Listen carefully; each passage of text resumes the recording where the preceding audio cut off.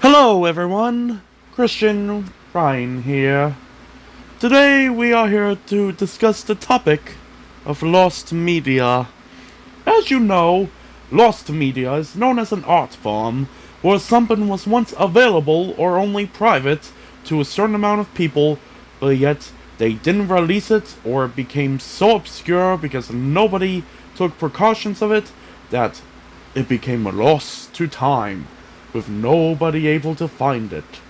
And there are certain many examples of lost media, like the Welcome to Pooh Corner series, or several Sesame Street spin-off pilots, or the pilot to the original Backyardigans concept known as Me and My Friends, or a pilot for a 2016 attempt at a Banana Splits reboot created by the creator of Yo Gabba Gabba, but it never got released to the public because it was never picked up. And lost media art forms usually have a way to become found, like the Backyardigans pilot or some of the episodes to Welcome to Pooh Corner. But today, the specific lost media I'm talking about is centered around something about Winnie the Pooh. And as you may or may not know, I am a Winnie the Pooh fan. My mom said I used to be scared of Winnie the Pooh during my early years, which I find surprising seeing how I'm a big Winnie the Pooh fan now, but I think the fear wore off around 2011 because I remember seeing the 2011 film and I don't remember being scared there, because I have two of the plushies that were a limited edition released for the film after all.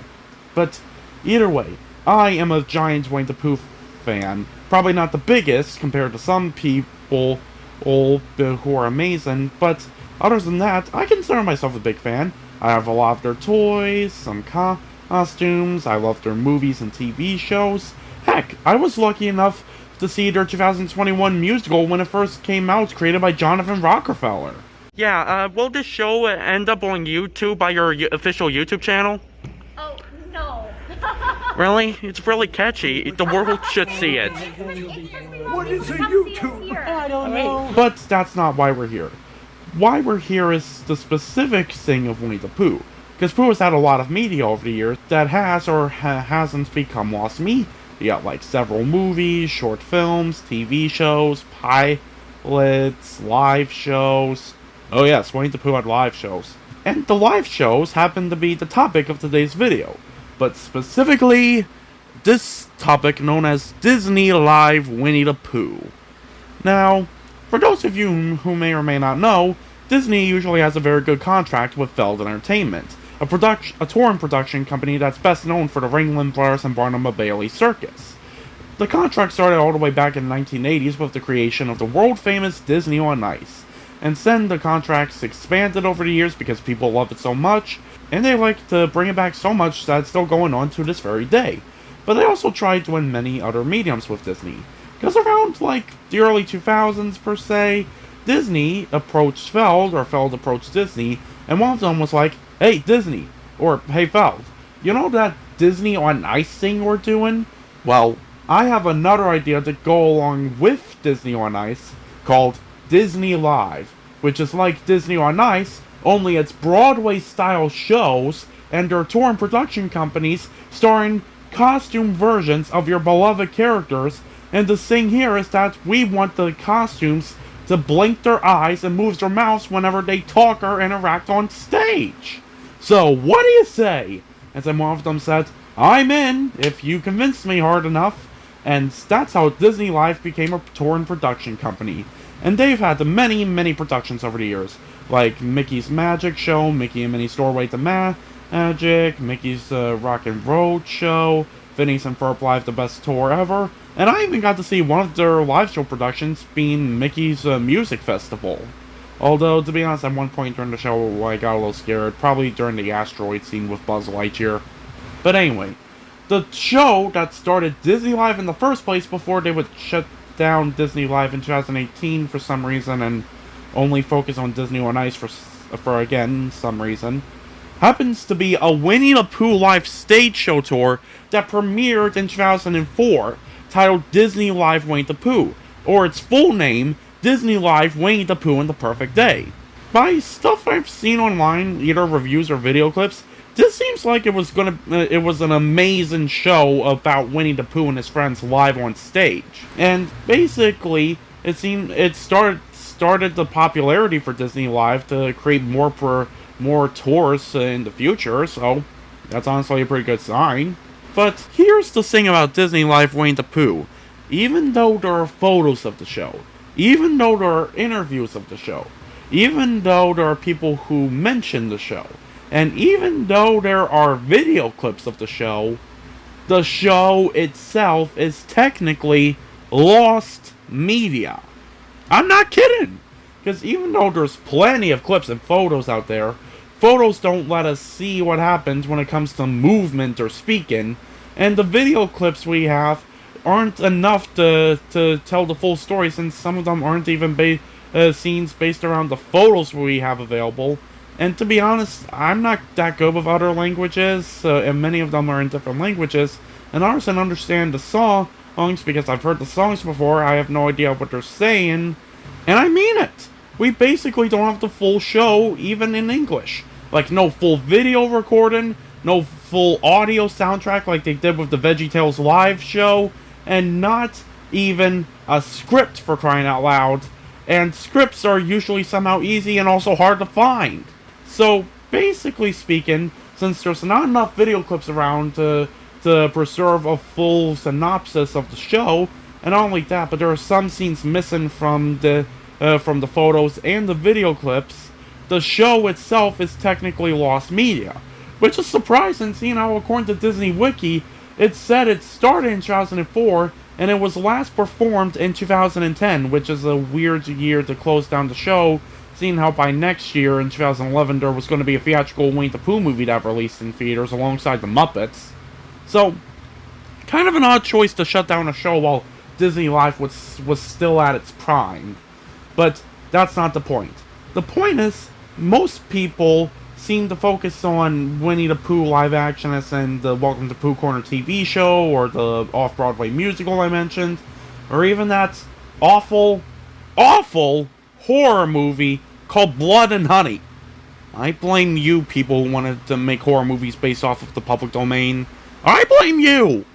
But either way, basically, not a lot of people seem to talk about Disney Live Winnie the Pooh for some reason. They usually mention it if they're talking about Disney Live, or mentioning costume evolutions of articulated characters like TPM Fitz, or heck, even costume evolutions like from Disney Dan when he made a Pooh and Tigger video. And I'll be honest, I kind of hope Disney Dan will update his costume evolution video on Winnie the Pooh, on the Winnie the Pooh franchise like he did with the Mickey Mouse characters. Mostly because of the fact that I feel like Pooh's costume in the theme parks has had tiny changes that should be noted. And not only that, but he said he loves puppets, so I'm wondering if he would like to mention the puppets from the Jonathan Rockefeller musical. But either way, basically, usually nobody likes to make a full-on video to discuss Disney Live Winnie the Pooh itself.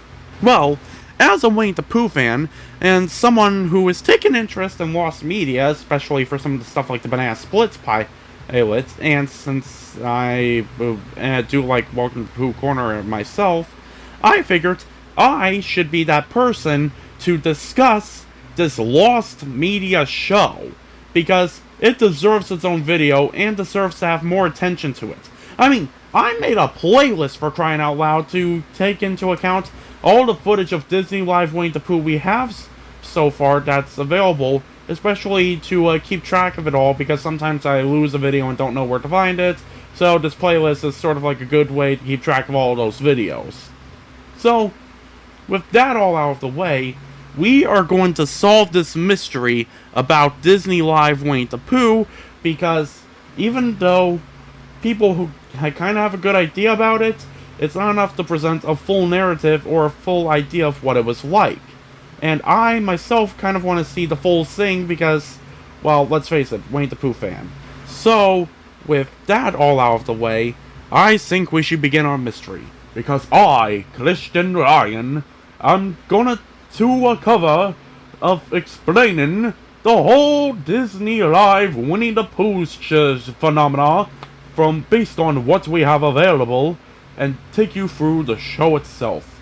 So put on your Sherlock Holmes detective hats and try to think, as Winnie the Pooh would put it, as we try to dive into this enigma of Disney history and try to solve once and for all Disney Live Winnie the Pooh, or at least get a good idea of what it was, you know. Either way, this mystery should be solved, and even if we won't find the answer today, or tomorrow, or even by 2095, I will at least try to give us a good idea of what this show was like. So, with that all out of the way, finally, it is about time we solve the mystery of Disney Live Winnie the Pooh and the Perfect Day.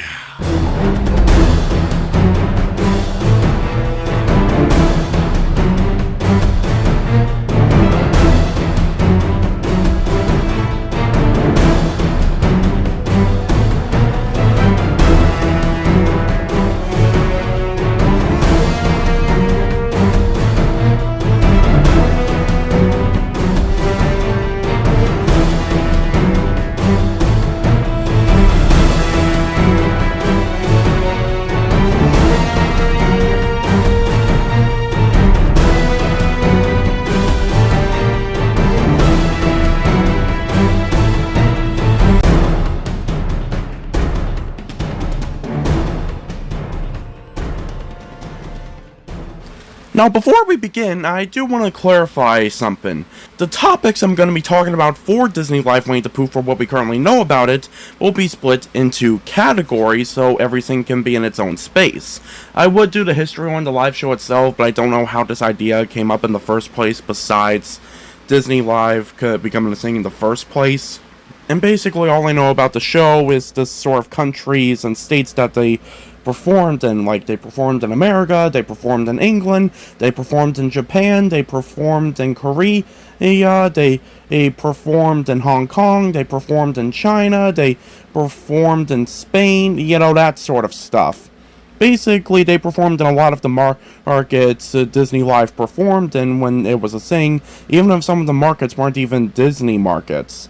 But anyway, the categories are as follows: the crew and creative team members who made the show, the music for the show, the set design for the show, the costumes for the show, the voice cast for the show, and last but certainly not least, some of the history facts of the show while I explain the show's story.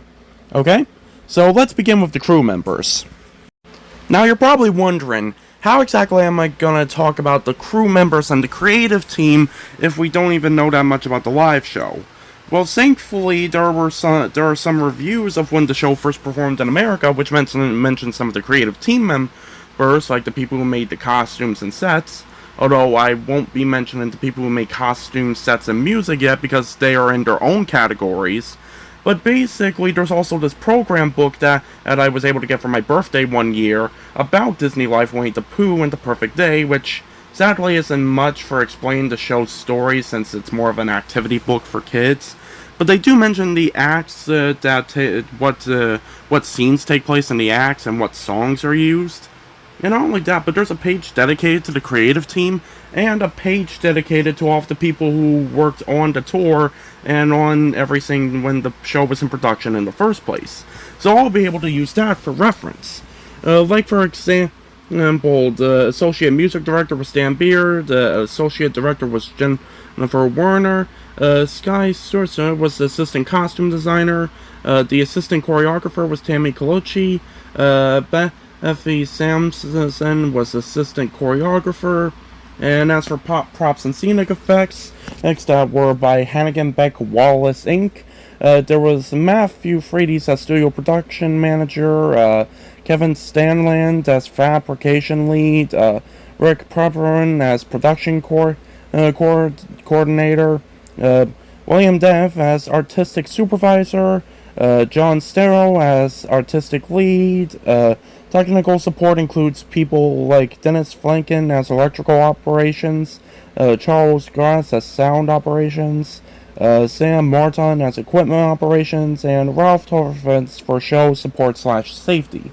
Scenic components is stuff like Truss System by Extreme Structure and Fabrication, special effects by Ellie Materi, Drapers by a Rosbrand Wipers, curtain painting by Michael Hannigan Inc., inflatables by Z Mean Productions Inc., motor and motion controls by Destroying Controls Inc., the electrical line projections were done by people like Demis Freshness, and some of the staff on tour includes Mitch Mushin as company manager, Andrew Rogan as production stage manager, Robert Crane as performance director, the controller was Dean Sishko, the head property was Paul Perrins, Yasho Takan was head electrician, and Charlotte Long was head wardrobe.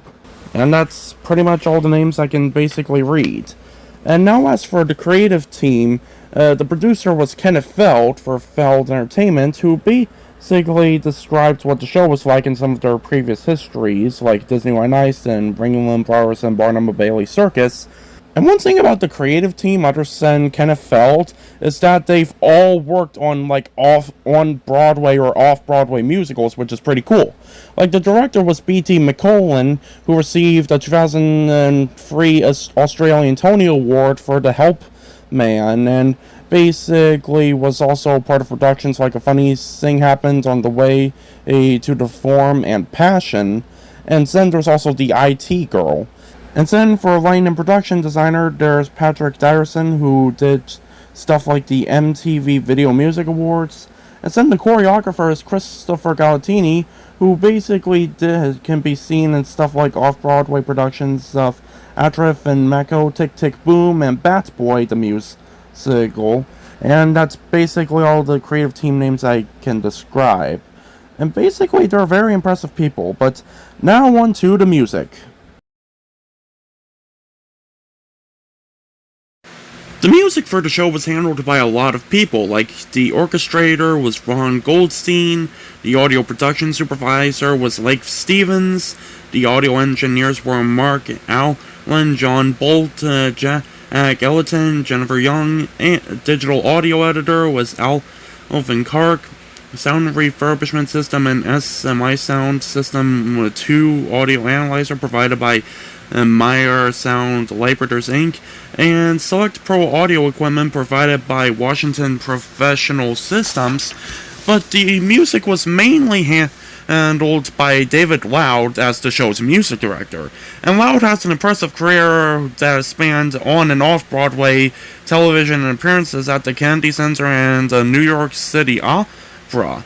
And he's also been a part of the hit Broadway musical Ragtime. Kind of crazy when you think about it. Basically, it says in the program for this show, he has used musical techniques from adult theater and reimagined them for children in a way that has spirit and life. And I must say, from the video clips and musical stuff I've heard online from this guy working on Disney Live Winnie the Pooh, he did an amazing job with the music, with having some songs stay true to their original musical format, like the Winnie the Pooh theme song, but also breathing new life into them for both keeping songs to their original tune and either just re-enhancing the songs used for the show.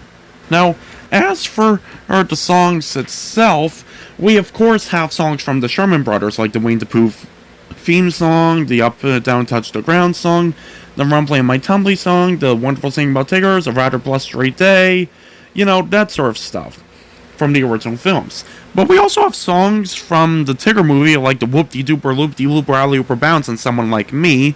But then we also have songs that aren't from the Sherman Brothers, like Sing Ho for the Life of a Bear, which is originally from A.A. Milne, but with music and lyrics by Carly Simon.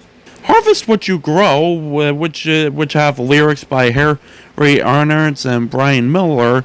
And believe it or not, this song was actually only used for one sing-along VHS called Sing a Song with Pooh Bear, and was sung by Rabbit as advice for to tell Pooh how to find his song, and it got reused here, which is pretty, making it its final appearance. Isn't that kind of cool? Anyway, the last song that isn't from the Sherman Brothers, which is a Winnie the Pooh song, is called Friends Forever, from Michael Baker and Mike Helmenstein. And this song was actually the title song of an album by the same name released in 1998. Pretty cool, huh? Anyway, what's also pretty cool in my opinion is that they also have songs that aren't Winnie the Pooh songs. The only one here not written by the Sherman Brothers is an adaptation of the song My What a Happy Day from Mickey and the Beanstalk from the film Fun and Fancy Free, with lyrics written by Ray Gilbert and William Walsh. But songs written by the Sherman Brothers that did actually appear in the live show are adaptations or directly from some different Disney films. Like, for example, they brought in a song from a film called Summer Magic, which shares the same title as the film, which was written by the Sherman Brothers. Another Sherman Brothers song that was written for a live-action Disney film was called Enjoy It, which is from the film In Search of the Castaways. So as you can see here, a great song list, and not only that, but they did an amazing job with the music, which is another reason why I wish this was found media instead of lost media, because I really want to hear what arrangements he did for some of the background music and non-songs for, like, all of them. And since some of the songs aren't even fully recorded for this live show, it's like, I want to hear those songs too. But anyway, let's move on to the scenery. The scenery and production designer for the show was actually Anna Lois, who has had a lot of Broadway experience for doing shows like Avenue Q and Golda's Balcony for the Tony Awards. And basically one interview I saw from an international location was saying that Anna just tried to envision what the set will look like from the perspective of these very small stuffed animals that are now going to be in human proportion. So they made the trees extra tall for this. And basically, apparently, according to that, they're the biggest and heaviest part of the entire set because they made this fantastic set based off of a white model they made, where there's a giant screen that can go up and down to hide the scenery, but there's also these giant movable trees that can go in different directions, including one of them that actually has a hole in it to represent either Rabbit's house, from as in the hole in the back of his tree, or even a hole Pooh can get his head stuck in. Honestly, in later years, they actually made a different version of the stage, which was toned down and barely had any moving set pieces, which, I won't lie, I kind of find lame in comparison to the actual set they made. But I guess I can understand a little bit if it was cheaper, but anyway, I honestly preferred this version of the set than the set that was later used. And it honestly looks very, very incredible in my opinion. Now that the set's out of the way, and that honestly felt like the quickest one, now on to the costumes. Now the costumes were handled by a lot of different people. Like, they were executed by several different companies like Michael Curry Design, McGavin Designs, Yeton Helen Studios, Disney Character Costuming, and Hagen Beck Wallace Inc. And the director of the costuming was Todd Kutchin. The costume workroom supervisor was Janice Kastenrick. Christopher Glassglow was the costume specialty crafts. The head and tailor and draper was Joe and Mila Damon. The costume show support was Gina Mallenden. And the makeup designer was Randy Merson. But the main person who handled the costumes was someone named Greg Barnes, who has a lot of history with Disney, and not only that, but basically has had a lot of work on Broadway. Pretty cool, huh? Anyway, basically the main designs for these costumes, specifically the animals, were to make them look like their animated counterparts, but with articulated heads. Now, I've done a Disney costume opinion video, in my opinion, in the past about saying that the Pooh costumes for meet and greets need an update. So I covered the costumes there. Well, basically, I'll go into more depth about it here a little bit. But basically, what I was saying is that these costumes are pretty cool and should deserve to be like the meetable costumes for Pooh and his friends in the Disney theme parks if they can't do like the Jonathan Rockefeller puppets, even though I also don't want to be unfair to it. But basically, there's a lot to get into detail here. Now, Rabbit, Tigger, and Pooh are mainly based off of their theme park designs because they created theme park designs that mostly looked like their animated counterparts, so simple as that. As for Pooh, he almost looks exactly he pretty much looks exactly the same as his costume from the park, even if that costume is actually not my favorite in my opinion compared to the costume we currently have for Pooh Bear. But basically, they did some stuff to make his head articulated. According to Disney Dan in his Winnie the Pooh video, they made the snout bigger so it can move better, and basically they did this really cool trick where they took these two beads and hooked them up to the head so they can turn only half of 360 degrees, and while having one side to stained black while the other is painted yellow to mimic Pooh's eyelids and the illusion of Lincoln.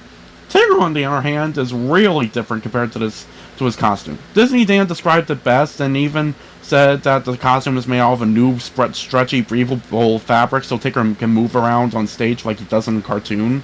But basically, he looks exactly like his animated counterpart compared to his theme park costume, which doesn't even get all the details right.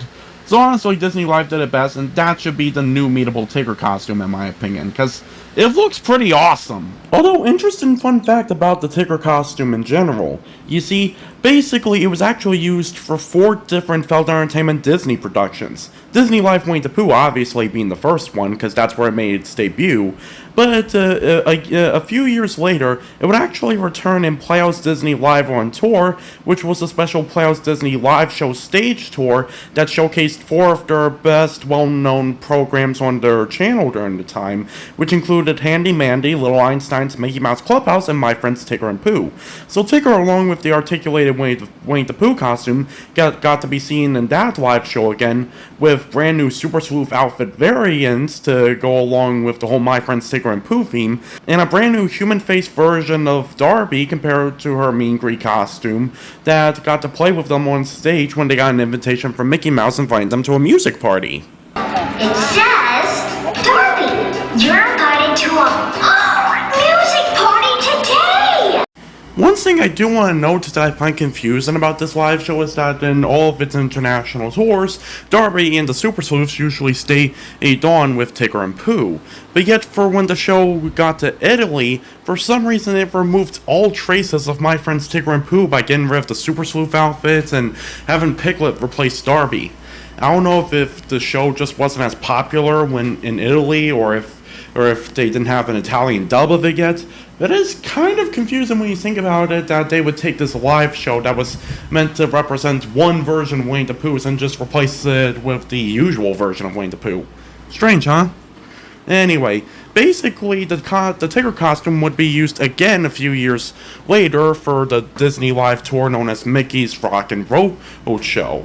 Basically, the show's about Mickey and the gang putting on a talent show in their hometown, but they need more volunteers, so they go on a road trip across the world to get some people to star in their talent show. 4 of the people that got into the show was Cinderella, Woody, Jessie, and Buzz Lightyear, but the last guy they get just so happens to be Tigger, because they stop in the middle of the Hundred Acre Wood with a flat tire, and Tigger just so happens to let them borrow his tire from his tire swing. Wow! Thanks, Tigger! Again, what do you think if we ask Tigger to be in our show? Oh, that's a wonderful idea, Mickey! And so, Tigger shows them that he's able to bounce for their show while teaching them how to do the whoop-de-dooper loop-de-looper alley-ooper bounce.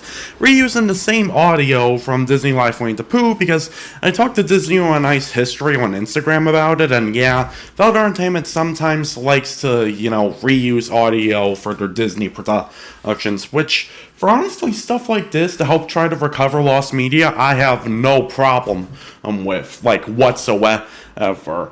But I just wanted to bring this up in case you, noticed it.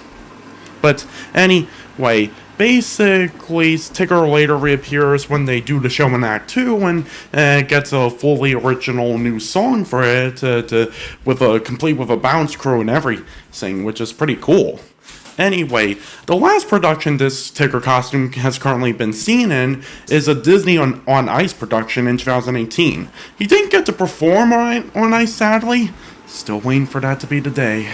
But basically in Disney on Ice Mickey's Search Party, he and Winnie the Pooh got to be seen in the show's finale dancing with the crowd. And I was expecting to see them when I went to see the ice show with some of my family members, or when society was just open and back up because of the COVID pandemic.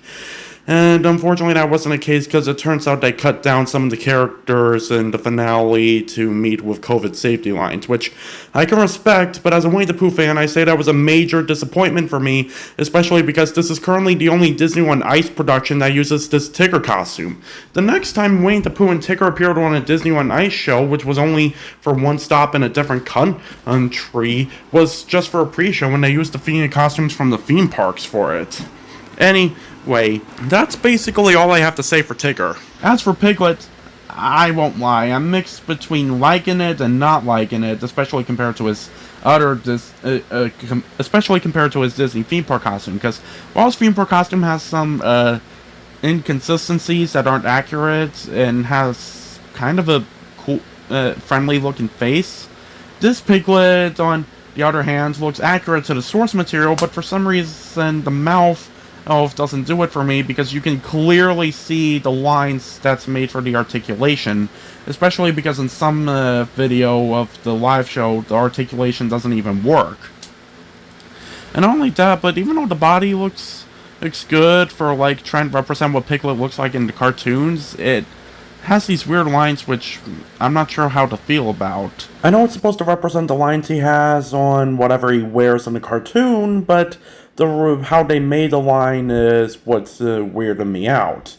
Anyway, basically, what I can also say is that this photoshopped picture of the theme park costumes and the Disney Live Piglet costume seems like a more accurate representation of the cartoon head, even if it is Photoshop. But honestly, Disney recently has been able to make an amazing articulated heads just like this without it looking so weird, like this attempt at Piglet for the Playhouse Disney show I mentioned earlier. Seriously, what's up with that? So, who knows, maybe if they want to, they can try to redo it in the future to make it more accurate. But either way, it's good for what it is. As for Rabbit, he basically doesn't change much too, apart from like some facial changes, and they have some extra hair there. To be honest, they later redid the hair to make it seem like flaps. I'm not sure if I'm a fan of the flaps or not, but either way, they make him more hairier, which is pretty cool looking, so no complaints here. As for Eeyore, he looks exactly like how he does in the cartoons with walking on four legs and everything. The only thing I'm unsure about is why is he blue instead of gray, because I know in some of the promotional material Eeyore's blue, but in the cartoons and everything, especially the Disney theme park costume, Eeyore is obviously gray. So, unless they can do like a refabric or something, or at least they just want to stick to the theme park costume, this Eeyore probably is suitable but also unsuitable at the same time for being meetable in the Disney parks because of the color correction. Anyway, as for Owl, this is one of the new costumes they made for the live show, since Owl's previous costume depictions haven't been very accurate over the years. But anyway, basically Owl's costume looks exactly like his animated counterparts. And honestly, I'm not sure if he can hold on to items or anything, especially since we're not even sure how he could probably help himself up, since we can't see any hands. But either way, he looks exactly like his animated counterparts from the cartoons and such, so it's pretty cool. Now, as for Kanga and Roo, granted their new costumes looked like their animated source material, but they both felt off in some way. Like, I don't know what's off about them, to be honest. Maybe it's the body build, maybe it's the way their heads are shaped, or their faces are designed, or the fact that their heads aren't even articulated like they were supposed to be, according to some footage of them online. But Basically, they later updated the costumes to look more friendlier and sort of match the animated counterparts from the early 2000s movies they were making around when the show came to America in 2005, with articulated heads, and even though some missing details. Like, Kanga lost 2 details of hers, which is a long neck, which she has in the animated source material, and some previous depictions of her as a costume character, and basically she lost her pouch. The other costume had a pouch, which feels a little bit right, even though Roo can't be in it because he's too big in as a costume character. It's still part of Kanga's design, but anyway, basically all I can say is that both previous and current versions of the costumes look like their animated counterparts, even if they have some details which either feel like a weird exclusion or feel off in a way, probably because of how they were designed. Anyway, as for the human characters, basically they look pretty cool, and basically since they are actually original characters made for the live show, I don't have much to describe for them other than that they're pretty cool. But as for the mascot characters, Winnie the Pooh and his friends, all of them, apart from Pooh, for reasons I've already established, are pretty cool looking and are amazingly designed that they did a really great job at executing with. And it's a shame that they're not the current meetable characters in the theme parks. Because honestly, I feel like a lot of people would want to meet the whole 100 Acre Wood gang. And not only that, but if they could only meet like one member, they would probably want them to look like how they look like in the cartoons, like these. And not only that, but basically, they already have articulated versions of them, which could be pretty handy for Disney theme park shows if Disney ever wants to put them in a theme park live show and have them blink their eyes and move their mouths like articulated heads do. So, anyway, basically all I can say for the costumes is they are really, really cool looking, and that Disney should really consider making them meetable, and Disney should really consider making meetable versions of them to walk around and have fun with the guests in the theme parks, because honestly, if I got to meet costumes like those, I would be pretty happy. Anyway, now that the costumes are out of the way, let's finally move on to the voices, which is honestly one of my favorite parts of this video. Now, since this is a production of Feld Entertainment and Disney, of course they obviously got the people from the TV shows and the movies to reprise the roles as their characters like they do with Disney on Ice. And I honestly didn't know where to mention this, but they do bring up the original cast for the live show in the program book. And even though I don't know who plays who, I do know that Tracie Franklin plays the one original character who's the only live-speaking character in the show, known as Tracie the Storyteller, who I assume is a character named after her. Now I know they hire other narrators over the years, but I honestly don't know if Tracie is just originally written for the show and they happen to hire someone who has the same name, or if basically the narrators are allowed to use their own names when they're playing the narrators in the show. But one thing I do know is that Tracie has an impressive history, because according to a review of the show, basically, Tracie earned a degree in musical theater from California State University of Fullerton, where she had the opportunity to work with celebrities like Debbie Allen and Tony Bennett for the school's front and center show. Anyway, Tracie actually got a lead role for the very first time when she played Rizzo in Grease, and she also has a list of credits that has grown to include many other regional productions such as Ragtime, Into the Woods, 24 Hours, Ain't Misbehavin', Little Shop of Horrors, and Noise Is Off. And basically, it says in the Disney Live Winnie the Pooh show, she demonstrates her powerful voice when she has a solo performance of a song called Your Heart Will Lead You Home. Now, which is a song written by the Sherman Brothers along with Kenny Loggins for the end credits of the Tigger movie, which is honestly pretty cool. But sadly, we don't have a lot of footage of Tracie Franklin performing as Tracie the Storyteller for Disney Live Winnie the Pooh, so I can't say a lot about her performance, but from the clips I have seen, she sounds like she did a really great job, and honestly, it looks like she's having a lot of fun up there. And to be honest, I don't know why, but Tracie sounds like a very thin name for a narrator for Winnie the Pooh. I don't know why, but it just does. In fact, the name of her character inspired me to name the narrator in my Winnie the Pooh TV show idea Tracie, based off of her and the character she played. Kind of crazy, right? Anyway, basically now on to the actual voices for the live show. Even though they are sadly not listed in the program book, which I feel like they should have been, basically, I have a pretty good idea on who the characters are voiced by. For you see, around that time, Disney was sometimes switching or unswitching with different performers to see which character should play which. Like, say for example, Greg Bigger plays Eeyore in some projects, but doesn't in others. But you see, around like 1999 and like 2005, Disney actually heavily relied on several actors to play specific roles for the characters, even if some of those actors have been playing those roles way before 1999. But basically, in my opinion, they're formed as like the perfect cast for the characters, because they honestly do an amazing job playing their characters, in my opinion, to the point where I feel like they're absolutely perfect for the role, even if sadly some of them aren't even around anymore. And based on the clips I heard from both videos that are currently on YouTube and I saw on YouTube before they sadly got deleted, I'd recognize those voices anywhere based off of the projects I've seen them in as those characters, so I can concur that these characters from the perfect cast, in my opinion, basically reprise the roles as these Winnie the Pooh characters. For this list, I'm going to be going in the order of not title character to title character in a typical order of how I like to list the Winnie the Pooh characters.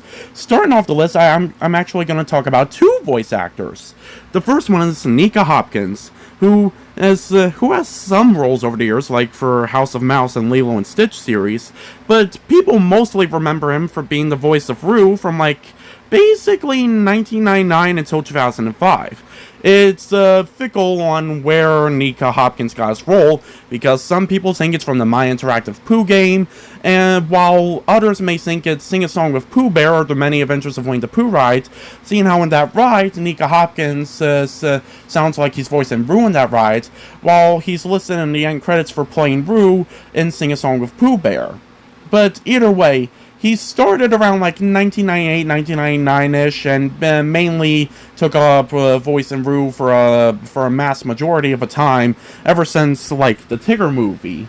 But he stopped voicing Roo around 2005 because he got a little too old to play the character. And not only that, but he decided to retire from acting and take up something else.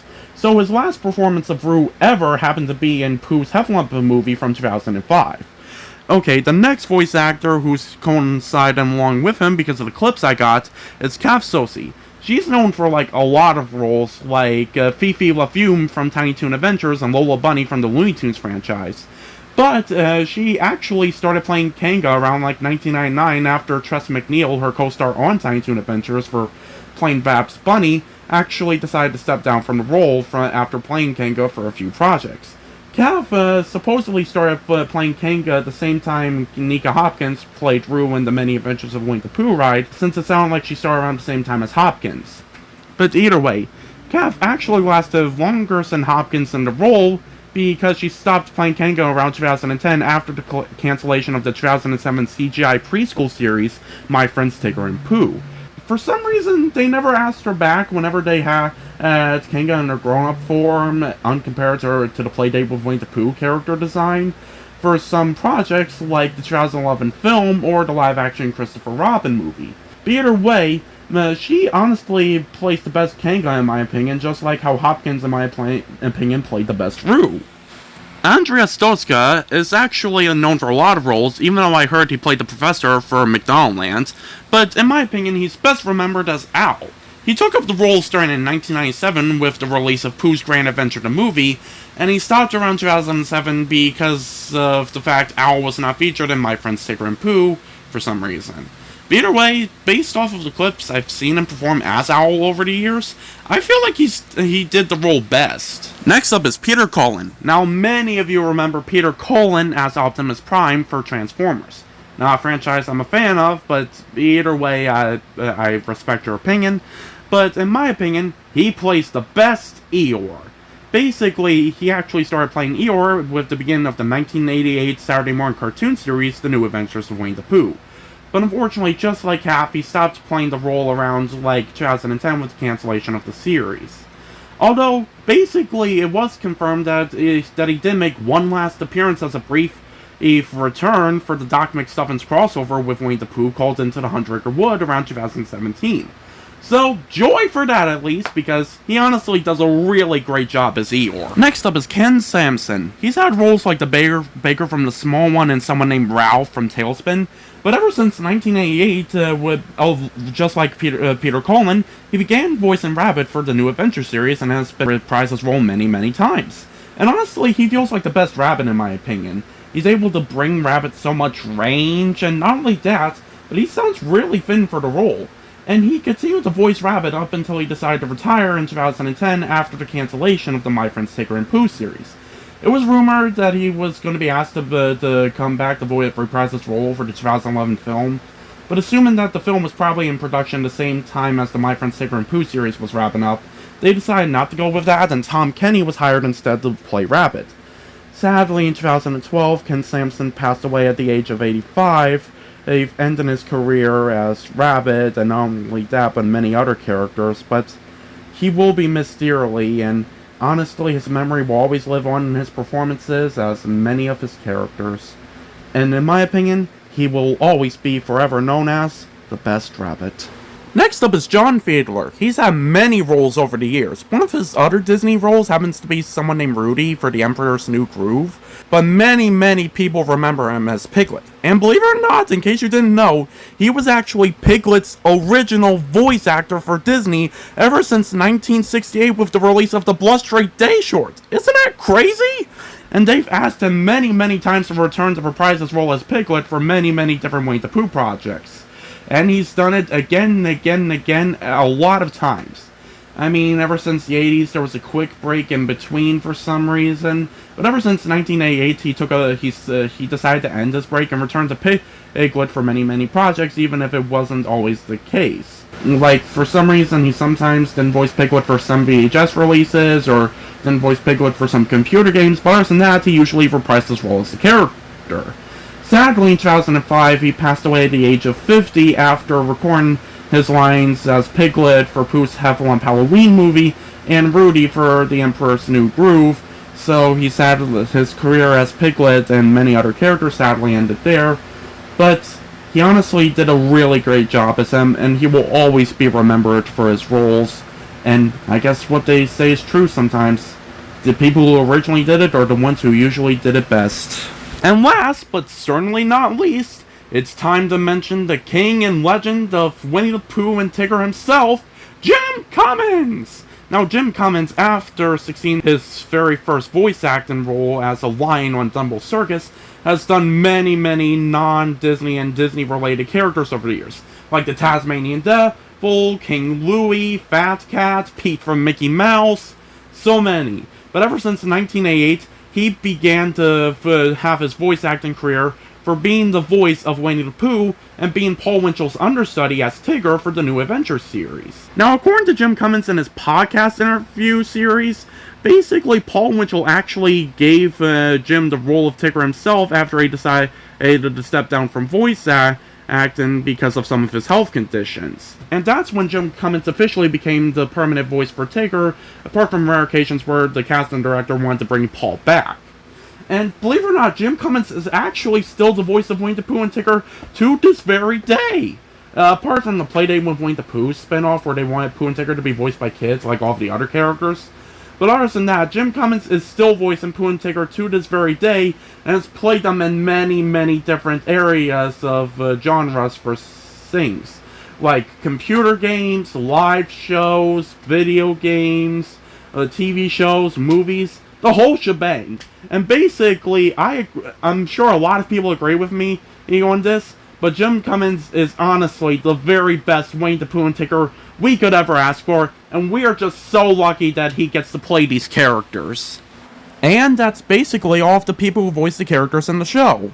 Now, mind you, I did mention Tracie's the only live-speaking character in the show. Well, to be honest, there are other human characters, because Winnie the Pooh and the gang are the only costumed characters. but basically there's no mention on who the other human characters are voiced by, so I can't speak for them at all whatsoever or confirm anything. I mean, I feel like one of them is voiced by Tom Kenny based off of a clip I've seen, online, but I could be wrong, to be honest, so I'm not going to say anything. Either way, basically, there is one other thing I want to mention. Now, for some reason, basically around, like, when they started using that set I said I didn't like, basically they made a version of Disney Life Winnie the Pooh, especially for its international tours, that involved basically changing up the show a bit, not like character dialogue or script or anything, because they still saved those. It's just that basically they seem to change some things, like, for instance, I feel like the scene where Rabbit's making Pooh's cake was originally in Act 2, but from some photos I've seen, it weirdly looks like it takes place in Act 1, before the Harvest What You Grow song. I don't know why, but it just does. But one major change that came with these international shows is that, for some reason, they decided to add Mickey Mouse and Minnie Mouse into it. Now, for some of the international tours, like where some of the shows speak English, basically Mickey and Minnie are only seen at the beginning of Act 1, the beginning of Act 2, and the end of Act 2 during the curtain call, but for some shows where they don't speak English, like if they're in Korea or China or Japan, basically they have Mickey and Minnie fully replace the human narrators and have them as the narrators themselves, along with the human honey helpers. I have no idea why, but that's very confusing to me, seeing how this is Winnie the Pooh we're talking about, not like a major Disney crossover, which is hosted by Mickey and Minnie. I mean, I do kind of find it a little bit cool, seeing how we're talking about, one of Disney's most famous mice duo ever interacting with the silly old bear and all of his friends. And the closest we've ever come to that was the House of Mouse, where Eeyore did a stand-up comedy bit, and the fact that Mickey decided to give Pooh some free honey on the house. But other than that, basically I find that a little bit confusing. But basically I have a feeling this was recorded around the same time Wayne Allwine and Russi Taylor were still voicing Mickey and Minnie, because I've seen many of their projects where they voiced the iconic couple, and basically, yeah, it does sound like they're voicing Mickey and Minnie. Whoa! Say, Minnie, you didn't happen to bring the storybook out here, did you? Oh, dear. I thought you had the book, Mickey. Uh-oh. Guess I forgot about it. Oh, how are we ever going to tell the story of Winnie the Pooh without the storybook? So yeah, basically it was pretty cool, but at the same time, I'm still confused on why they decided to add Mickey and Minnie into that live show, when the live show was originally created to just focus on one Disney property instead of a whole bunch of them. But either way. Now with all of that out of the way, it's finally time for us to move on to the show's synopsis and story overall! So let's finally get into it! On June 16th, 2004, the show first premiered in New Zealand before going on an international tour to places like the United Kingdom, Spain, the Netherlands, Australia. And then on July 29th, 2005, it kicked off a North American tour, which ended in December after a limited holiday engagement from on December 8th until December 28th in 2005 in the Beacon Theater in New York City, and with also having plans to tour other countries such as Japan in 2006. Sadly, I don't know all of the countries the show's been to, apart from like the ones I just listed, along with Korea and China. But other than that, basically since they continuing to use the tour or around different places of the world up until like 2010, despite the fact that next year there will be a animated feature-length film that I mentioned earlier, so I feel like the live show would have been a good way to promote that. But either way, basically up until like 2010, the show has been around the world and been touring for like 5 years at least, or maybe 6. So, Yeah, and fun fact, when I was searching up this live show, I found out for some of the stops on the international tours, they actually had some shows using the original English soundtrack to teach kids, or at least help educate them on how to speak English. Isn't that kind of interesting? But either way, basically before we get into the show itself, I think I should explain the Mickey and Minnie version because I want to focus on the version where Mickey and Minnie aren't in it. Basically, how that show starts is that there's an announcer explaining the rules for what you shouldn't do during the show, and then the Honey Helpers announce Mickey and Minnie onto the stage, with them entering through the door and welcoming everybody to the show. And basically, they realize they forgot to bring the storybook with them, so that's when the Honey Helpers walk out onto the stage and bring it to them. And basically, they call them the Honey Helpers because they know how they want to help out during the show. And basically, they also ask if the audience can help along, because Disney Life Winnie the Pooh was originally made to be like one of those interactive shows where the kids in the audience can help out with the show by like singing along, clapping along, cheering along, that sort of stuff that people usually want when you do an interactive show. And then after asking the Honey Helpers to clear the stage, basically they do so, and depending on which version it is, the version where Mickey and Minnie are fully the narrators is when they automatically jump into the story and sing the Winnie the Pooh theme song and continue to do this throughout the show. But in the version where they don't replace a human narrator, that's when they actually introduce the human narrators, bring them onto the stage, give them the storybook, and basically that's when the narrators start the show and sing the Winnie the Pooh theme song. And yeah, that's basically it. Other than basically Mickey and Minnie coming back on stage to probably do a sing-along with the kids in the beginning of Act 2, or basically to introduce the narrator again at the beginning of Act 2, and the fact that the narrator brings Mickey and Minnie out for the curtain call to give them a special thanks so Mickey and Minnie can say goodbye before they end the show. Basically, that's how the typical Mickey and Minnie versions of these shows basically go along, and, well, yeah, I know it's not much, but there's not that much covering it right now, so what else can I say? Okay, this is completely an editor's note while I'm still making this video, but basically I was doing some more research for Disney Live Winnie the Pooh to see if I can find anything useful to help with the video. And that's why I discovered this blog that someone made, and basically, I was wrong. There's actually another version of the Mickey and Minnie English version of the show, where Mickey and Minnie are the narrators throughout the whole show, instead of just introducing the human narrator and not doing much for the entire show. The clip in general is Mickey and Minnie introducing the characters' names during the curtain call, and this version happens to have Brett Ireland, the current voice of Mickey Mouse, playing Mickey instead of Wayne Allwine. And honestly, I won't lie. Even though it still doesn't make sense that Mickey and Minnie are in a Winnie the Pooh live show, basically it is pretty cool, and I won't lie, if someone ever found the full version of that someday, I would probably go crazy, because it's Mickey and Minnie narrating a Winnie the Pooh's story, fully in English, and basically it's the live show I've been trying to search for like a really, really long time. Okay, back to the actual video.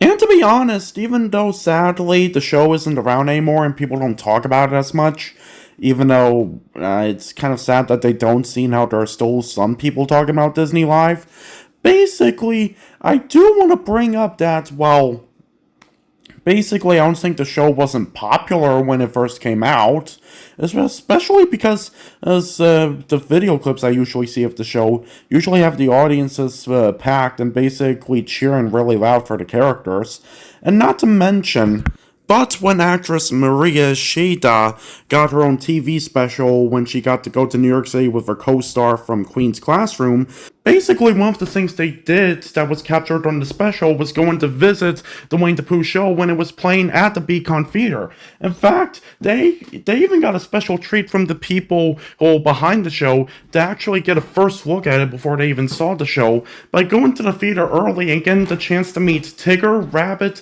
Pooh Bear, and Tracie, with them getting even a sneak peek of 2 of the songs that would even be featured in the show. Isn't that incredible? Man, those 2 are so lucky! So, now that that's all out of the way, I think it's finally time for us to dive into the show synopsis and tell you what the show's all about. Now, mind you, there are thankfully some forms of information out there that helped me try to figure out what the show is and what it's about, but unfortunately I have to use my imagination to try to figure it out, because some of the clips are in languages I'm not that fluent in, and not only that, but basically some of the only sources for me describing the scenes are in the form of photos instead of videos. So yeah, basically this is the what we know about part for this live show, because this is just currently what we know about in general. But anyway, I wanted to make this video in the first place, so let's dive into it and finally get into what the show's about. Now, unfortunately, there's no photos or videos showing how the original version of the live show started, with how the narrators introduced themselves and everything, but basically the best I can get from this clip is that they probably had this moment where the Hunny helpers are playing instruments and announcing that it's time for the show to start. Especially because there's a giant Pooh clock going off on the top of the stage, which is a clock used in the show to help the kids keep track of when Pooh's party is supposed to start. Why a party exactly? I'll get into that later. But basically, after the narrators are done introducing themselves, that's when they open up the storybooks and sing the Winnie the Pooh theme song to start the show. Winnie the Pooh, Winnie the Pooh, tubby little cubby all stuffed with fluff. He's Winnie the Pooh, Winnie the Pooh, willy-nilly silly old bear. And honestly, I couldn't imagine any other song to start a Winnie the Pooh live show. I mean, it's probably like a rule or something in most children's live shows that if the live show's based off of like a property that has their own theme song, basically the theme song is the song that starts the show. I mean, it's happened with Barney and Sesame Street so many times that it's impossible to count. And after whoever's narrating the story is done with singing the theme song, that's when they read Chapter 1, which is where the story begins. Once upon a time, a very long time ago, about this morning, all our friends in the 100 Acre Wood woke up and just knew it was going to be a hummy sort of a day, because they had a very special treat for their bestest friend, Winnie the Pooh.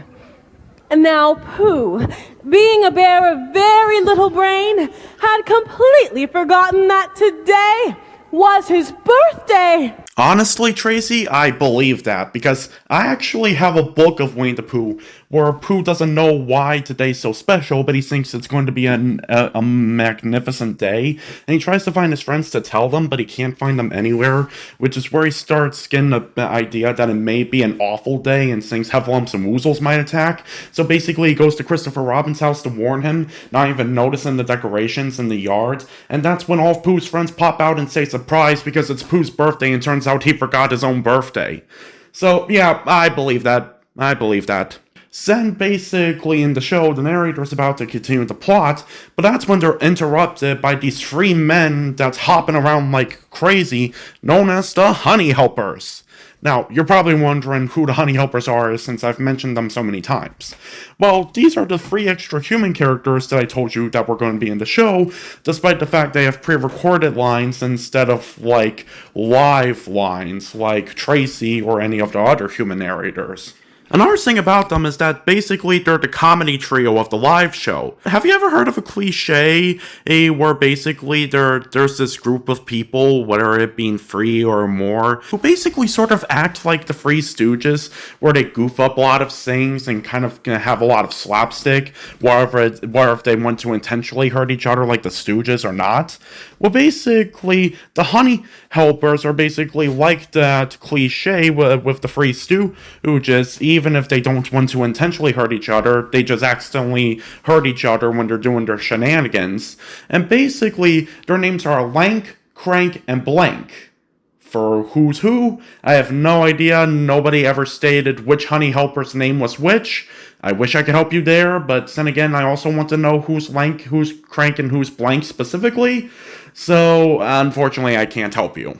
Another thing about the Honey Helpers is that they sort of help out throughout the show because they like being helpful, as I mentioned earlier with Mickey and Minnie.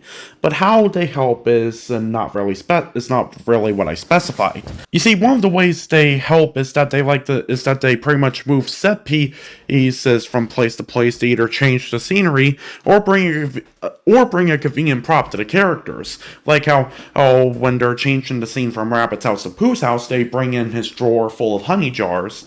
And when Tigger is showing off his bouncing to Pooh and Piglet, they're the ones who bring out Tigger's bouncing props, like the tree stump and the ladder. I'll get into why he needs that later. But anyway, basically, another way they help is by basically pretending to be some of the woodland creatures in the forest. Like, one of their jobs is actually being the bees that Pooh and his friends interact with in the show. Another thing they do to sort of help out with the story is that they basically handle most of the show's props. Like, they get to help Rabbit with baking his cake for Pooh Bear, and basically that moment is also meant for their physical comedy as well. So basically, that's pretty much how the Honey Helpers help in the show. And basically, Tracie, according to some footage I found of her speaking to them, basically pretty much doesn't care that much what they do as long as they're dignified about it. No, seriously. For some reason, it's a weird common trope in children's shows for one character to be like, "Oh right, you can help, but please be dignified," even though the kids just want to see their favorite cartoon characters up on stage and nothing dignified. And I'm not even kidding about the dignified clip. This is an audio clip I got from when they go into a reprise of the Winnie the Pooh theme song. Willy, nilly, silly. Dignified, remember? See? That was taken from the show. Anyway, basically, that's basically all I have on the Honey Helpers and how Tracie views them.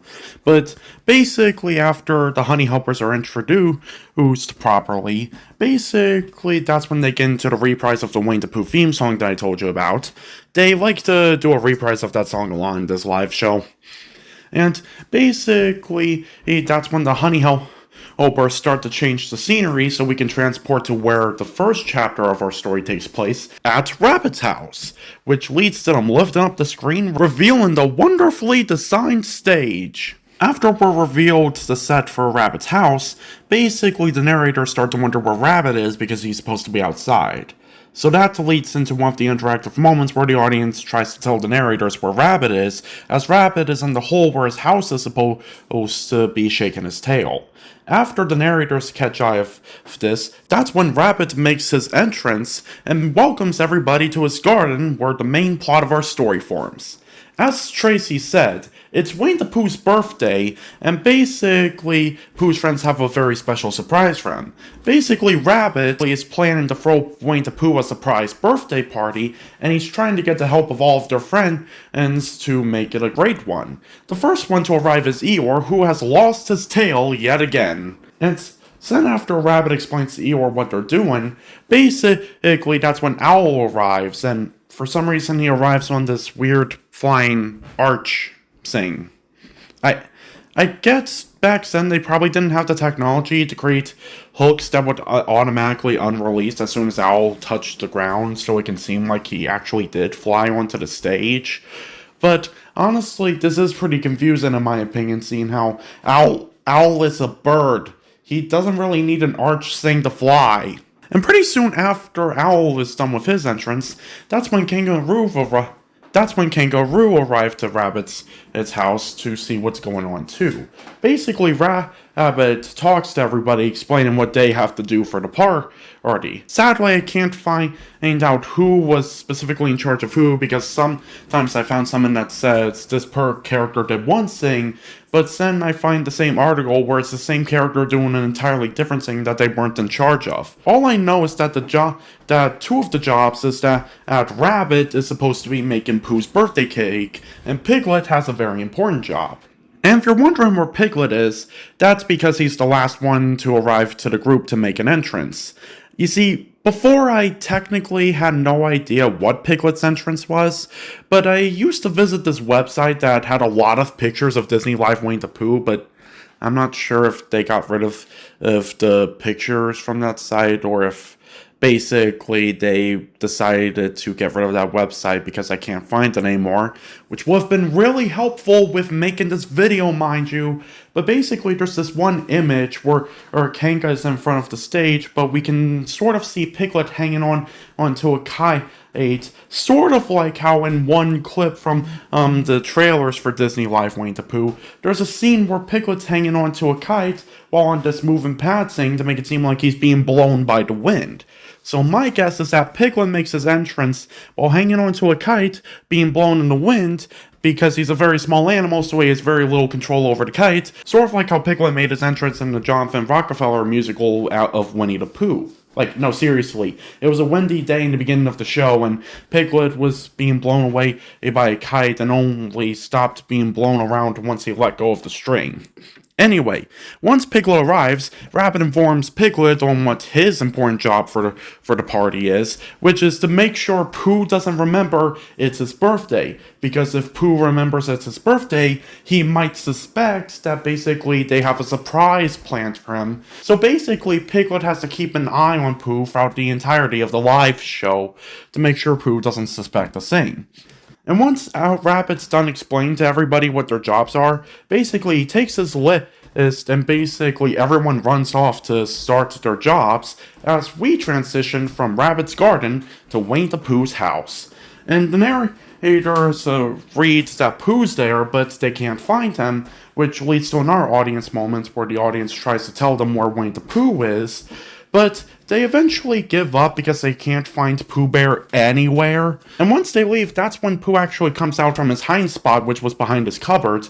And basically, that's when Pooh was given, and I'm not kidding you, honestly one of the most epic entrances Pooh might ever get ever in his entire life.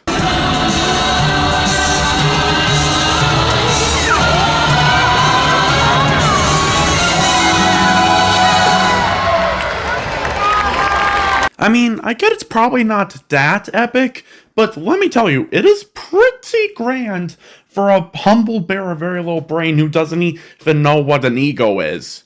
And if Velvet Entertainment has taught me anything, usually whenever they do live shows about a property, basically the main character of that live show they're doing basically gets a really big entrance, whether if the character it fits with that entrance or not. Like Elmo from Sesame Street or Mickey Mouse from Disney.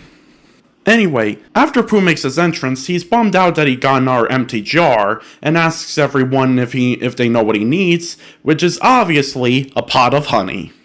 And the only way to enjoy more honey is with a very big appetite. And the only way to get a very big appetite that I know of is to do my stoutness exercises. So Pooh starts his stoutness exercises while singing the Disney classic Up, Down, Touch the Ground, a song originally sung by Pooh and Winnie the Pooh and the Honey Tree when he did his stoutness exercises, so it makes sense that the song gets used here. Not only do they do a great job with the music on this bit, but Jim Cummins absolutely nailed it as Pooh like he always does, and this is just some of the proof of it. When I up, down, touch the ground, it puts me in the mood. Up, down, touch the ground, in the mood for food. While I up, down, touch the ground, I think of things to chew, like honey. With a hefty, happy appetite, I'm a hefty, happy Pooh. The bit itself is that Pooh's mirror is on the video projection screen, so the Pooh costume performer on stage has to try to be in sync with the mirror on stage, which, give credit, must be very, very difficult seeing how the footage was pre-recorded. Although it probably made the articulation for the video screen easier. And you know that classic joke where two people who look alike, or at least are dressed the same way, kind of stand in this in-between area with no wall whatsoever and think it's a mirror, so they do whatever the other does? Well, after Pooh's done singing his song, they try to have a bit like that, even though his reflection is, like, pre-recorded. So yeah, but somehow they pull it off.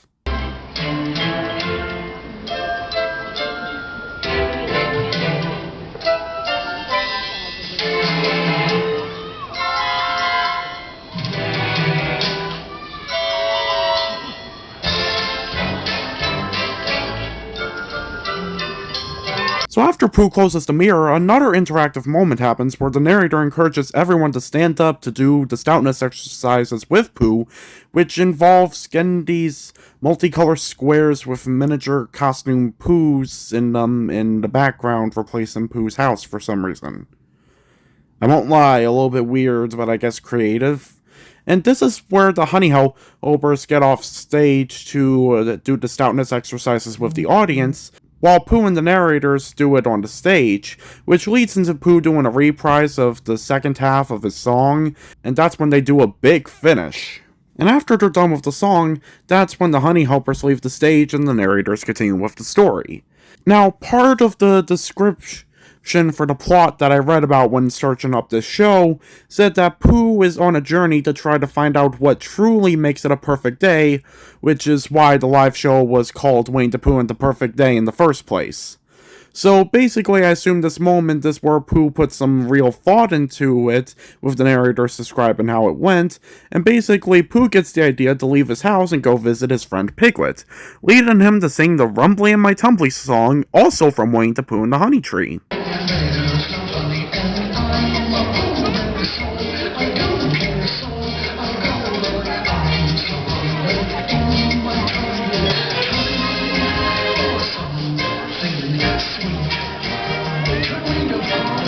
Great song as always, although I am confused as to why they cut out the "wouldn't climb the tree if a Pooh were like a bee and it wouldn't be a bear" sense, so I guess I wouldn't care some part of the song. I find that weird, so that's why I kind of did my own cover of that version of the song from the live show, so I can include that line in. But anyway, basically, in the original Disney live version with the set I do like, basically they have this giant secret treadmill hidden inside this giant prop, which Pooh walks on when he's walking to Piglet's house, and is also where Pooh runs into that butterfly held by one of the Hunny Helpers. Pretty cool, huh? Anyway, after Pooh gets off the treadmill and goes backstage, we go over to Piglet's house, where Piglet is pretty busy, and basically he accidentally gets startled when Pooh says hello to him. And basically, the two end up talking about the perfect day subject, and Piglet tries to make sure he does a good job at trying to keep Pooh from remembering his birthday. And with that, basically, we go into another song sequence called My What a Perfect Day, which, as you may remember, is the adaptation of the Mickey Mouse song My What a Happy Day from Fun and Fancy Free. My, what a perfect day. What a sunny sky kinda makes you sigh in a happy way. What a very, very day. All the world's at play. When your cares are light And your heart takes flight. And you're swept away. And I do want to make a quick note real quick. Basically, in most Winnie the Pooh media, like TV shows and such, we've never heard John Fiedler, the voice of Piglet, sing as his character, and I have no idea why. I mean, I heard something about how he had a singing double in Book of Pooh because they claimed he was a bad singer, which, rude, but basically, whenever Piglet was supposed to sing and John Fiedler was playing him, they usually always tried to give him a singing double, like in the Pooh animated Halloween special, or that Book of Pooh sing I just mentioned to you. But honestly, in this live show, Piglet's singing voice sounds so different compared to, like, the other two singing voices that either one, it's an entirely new singing voice that hasn't been credited, which is why I also thought the voice actor should have been credited in the program book, or basically that actually is John Fiedler singing as Piglet. But we currently have no idea, so I can't say anything. But if it's a new singing double, I guess show them some respect because we don't even know who they are. And if it's John Fiedler, then I say he's honestly not that bad of a singer because this doesn't even sound terrible.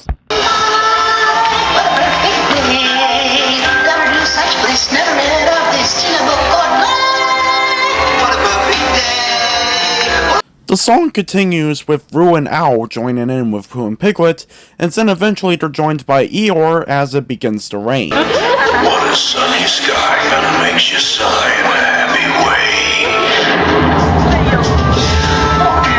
It looks like rain. It figures. Everyone tries to take cover as the honey helpers all give everyone except Eeyore umbrellas with rain streams on them. And that's when they actually make a reference to another Winnie the Pooh song called The Rain, Rain, Rain Came Down, Down, Down.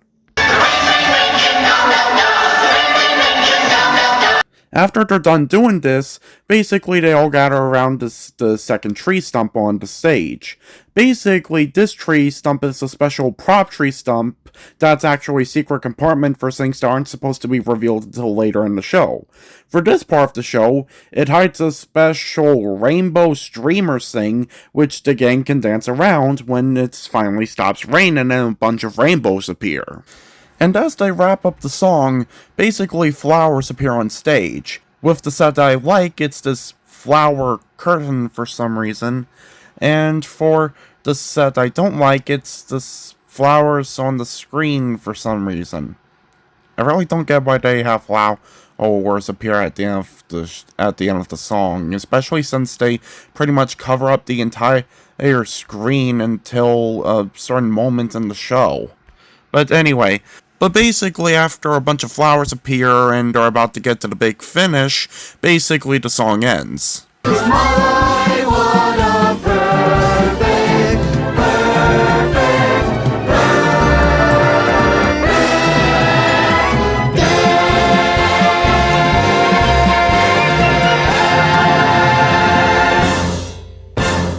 After they're done singing, Pooh decides it's time for a smack roll of honey, and there just so happens to be a honey tree nearby that's using the same tree as Rabbit's house. But when Pooh tries to get this honey, basically he accidentally gets his head stuck in the hole, and Piglet and Roo try to get him unstuck, but they have no such luck, so they get Owl and Eeyore to try to help them, but that still doesn't help. And depending on which version you watch, basically if it's the version where Mickey and Minnie are the narrators, basically Owl and Eeyore are enough to try to help get Pooh unstuck. But basically, this is because this is supposed to be another one of those interactive moments where they actually allow a kid on stage to try to help get Pooh unstuck.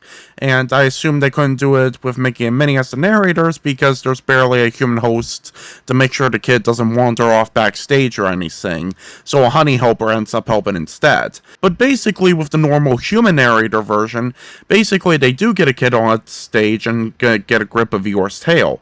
That's because this is either a different Eeyore costume or the same Eeyore costume with a different tail, where basically instead of it being just a nail you can put on his body, basically it's now made out of elastic so Eeyore's tail can stretch really long for some reason. So after pulling and pulling as hard as they can, they're able to get Pooh unstuck and save the day. I sure hope you didn't disturb anybody when you were in that tree, Pooh Bear. And which anybody would that be?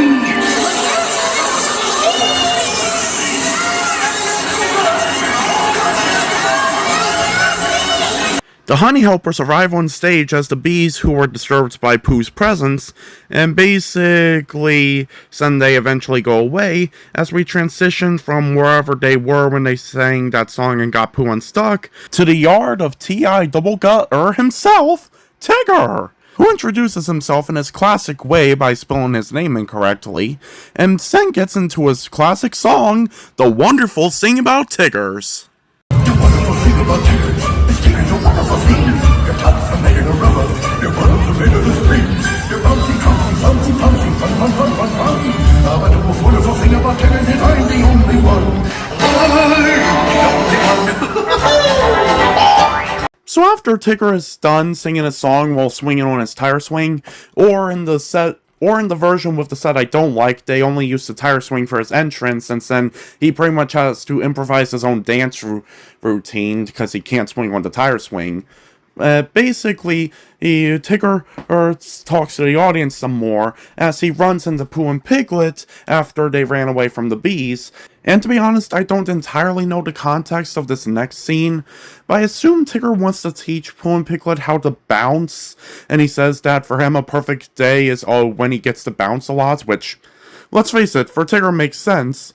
And basically, I'm only saying this because we currently have no video footage of what happens between the song of The Wonderful Thing About Tiggers and the next song that comes after that song, especially since we only have photos of that scene so far. But to be honest, you know that other Winnie the Pooh Disney on Ice appearance I told you about that didn't use the Disney live costumes? Basically, it was a pre-show that basically was put in front of an already existent show, but it was one of the international tours of that show, so it was only used for, like, that show only.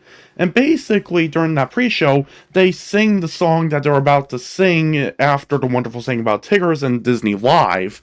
And basically, from the dialogue that's being exchanged with Tigger, Pooh, and the two human hosts for that show, basically I have a feeling some of these lines may or may not have been, like, recycled from, like, the Disney live show, because some of the words they're saying and sentences they're saying sort of match up with the sort of context that is with, like, what we have so far with Winnie the Pooh and the Perfect Day, especially because the singing that Tigger does for the song in the pre-show sounds exactly like the singing that's from the live show. And I'm only mentioning that because it's the same with the dialogue too, of the voices from the dialogue matching the singing being heard, even though the singing is being reused from the live show. So basically, I'll just let you hear a clip of the Disney on Ice show, so you can basically see what I mean and try to get a good idea of what this scene might be. Well, of course. You see, a perfectly, positively splendiforous day. When you can bounce all day from morning till not very good bouncing, I'm afraid. You know, if you're gonna have the most special days, you can't just learn any old bounce. You gotta learn the perfect bounce. And the perfect bounce is the WWDLAOB, aka the Whoop-de-Doop-a-Loop-de-Doop bounce. Say it with me.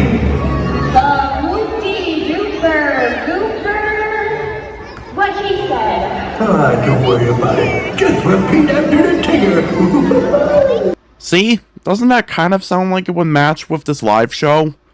Anyway, after that scene's done, Tigger gets into the show's next song, which is the Whoop-de-Doop-a-Loop-de-Looper Bounce. Whoop-de-doop-a-loop-de-looper bounce. The whoop-de-doop-a-loop-de-looper bounce. It's got the tip that makes you flip, and that's what really counts. And the whoop-de-doop-a-loop-de-looper bounce. As Tigger is about to explain the bounce, he pulls out a sheet of instructions and reads them to Pooh and Piglet, explain the difficulties of the bounce, and encourages everyone to stand up and bounce along with them, as the Honey Helpers act as the song's orchestra, and Tigger teaches everyone how to do the bounce. After speeding up a little bit, the instructions are put away as Tigger thinks it's time to show everybody what some real bouncing is. For it is at this moment they decide to do a really cool trick to try to make Tigger seem as bouncy as he is in the animated format. For you see, basically for this scene, they have 3 different Tigger actors in similar costumes to each other to work together with the main Tigger suit performer to basically do this big trick where to make Tigger appear in some places faster than humanly possible, and basically trying to make him seem really, really bouncy compared to his animated format to convince kids it is bouncing Tigger and not just some guy in a Tigger suit. And for the scene, it involves the tree stump and the ladder I was telling you about. For you see, the ladder is a trick where Tigger jumps over it, and then basically, as for the tree stump, there's a secret trampoline hidden inside of it, specifically made for Tigger so he can bounce on it and jump off it really high. Cool, right? And basically for the scene, the 3 different Tigger actors basically have to be very impressive when it comes to their suit work, like doing cartwheels, doing jumps, flips, that sort of stuff. And basically, The routine for how this is done is different by each performer based off of how impressive their skills are, but this is the main rundown of how it works. As soon as the main Tigger performer runs off backstage, one of the Tigger stunt doubles basically bounces on the trampoline, and then runs back towards the trampoline to bounce back on it. And then the main Tigger super performer appears on the top half of the stage, and then goes backstage again, leading to the Tigger stunt double who was on stage before to jump on the trampoline again, and then do a bunch of cartwheels, and then says he can jump over a ladder, which leads to him running backstage. And basically, you know those wires that I said could have been used to like have Owl basically fly on stage instead of using a flying arch thing? Well, there are moments where the characters are hooked up to those wires in the show so they can fly above stage, but yet they don't do that for Owl for some reason. I mean, I get he'll be on stage a lot of the time on the ground, but basically, if they could invent a technology, or if we have the technology to create hooks that automatically unhook as soon as Owl touches the ground so nobody has to manually do it and ruin the illusions, then I think we should be good. But anyway, Tigger uses those wires to jump over the ladder very slowly. Something that I think is supposed to be a slow-mo moment, because Tigger's moving really slowly when it comes to going up and down, and Tigger's usually never that slow when it comes to bouncing. But anyway, the Tigger wire double goes backstage, and the main Tigger super performer comes back on stage to finish the song, and then we get to a really big finish where the main super performer jumps into the backstage area, and then there's this Tigger dummy that flies on an invisible wire up into the air, and then Tigger rips through his instruction manual earlier to finish the song. Isn't that amazing? Unfortunately, there are some moments in the show where the Tigger tail gets caught in the instruction manual, which almost ruins the illusion. But basically, other than that, it's basically the same illusion every time, which is pretty cool. And let me tell you, usually how impressive the bounces are, apart from this being amazing in general, usually depends on the performer's skill set for how well they can do it. Like, in a news report that has footage from presumably the first performance of Winnie the Pooh ever in New Zealand, basically has the Tigger stunt performer do a bounce followed by a cartwheel, and then repeat that before they go backstage. That is seriously impressive. But honestly, no matter how many skills the performer may have, this sequence and the song do a really, really amazing job at capturing the spirit of Tigger, for how much he loves to bounce in general, and not only that, but how usually impressive he is at bouncing. And sadly, even though there's no footage or photos of what happens after the song's over, the audio provided from the Disney on Ice video and our knowledge of what Tigger says whenever he has to leave can pretty much fill in what he says after it's time for his scene to end.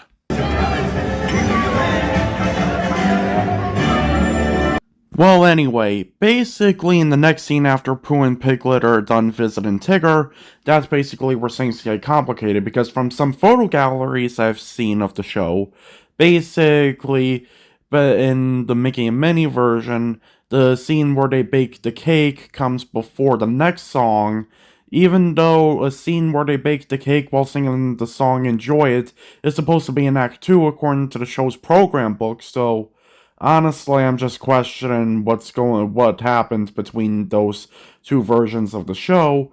Although I assume in the original version, this scene did go in Act 2, like how it originally said it did in the program book.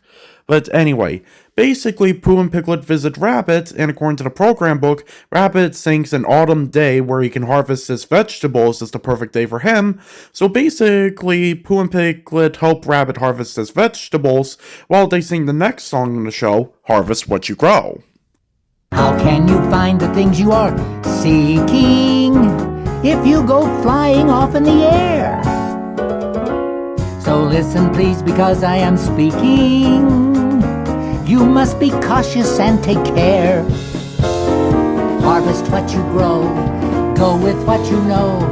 Look at my garden and you'll see. This scene involves Pooh, Rabbit, and Piglet along with the honey helpers throwing inflatable vegetables into the audience to bounce around each other like some live shows do, where you throw inflatable balls into the audience and the audience members push the balls with their hands, making them fly in the air.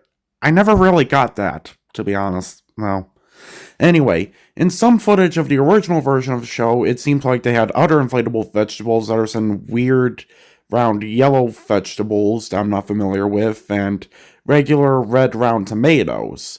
But apparently they got rid of them and just have the old inflatable vegetables used as props on the stage instead of in the audience from now on. Although I am wondering if there was originally one scene where they dumped them into the audience as according to this trailer, but I could be wrong. But anyway, basically it's a pretty good adaptation of the song, and well, let's face it, even though Rabbit has had a chance to sing before, what better song captures his personalities than this?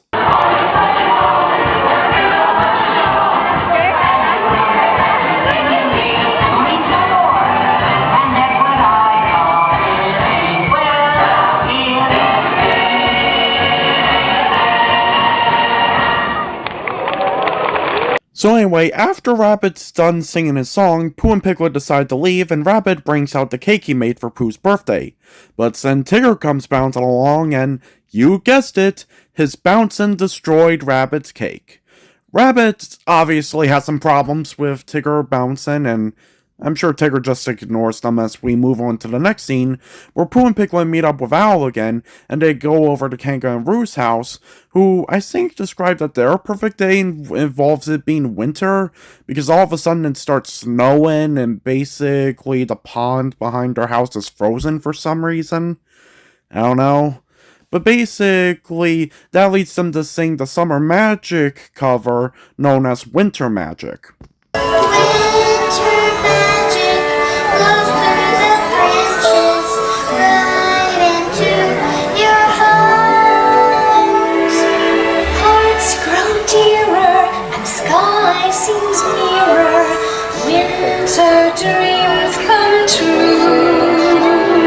And so, as they continue with the song, they build a snowman, or at least snow bear, seeing how it resembles Winnie the Pooh. But suddenly, the snow bear suddenly comes to life, and everyone's freaking out about it a little bit, because it's like Frosty the Snowman, only without the magical hat. And basically, Roo comes out on his ice skates and skates around with the snowman, and that's basically how they end the song.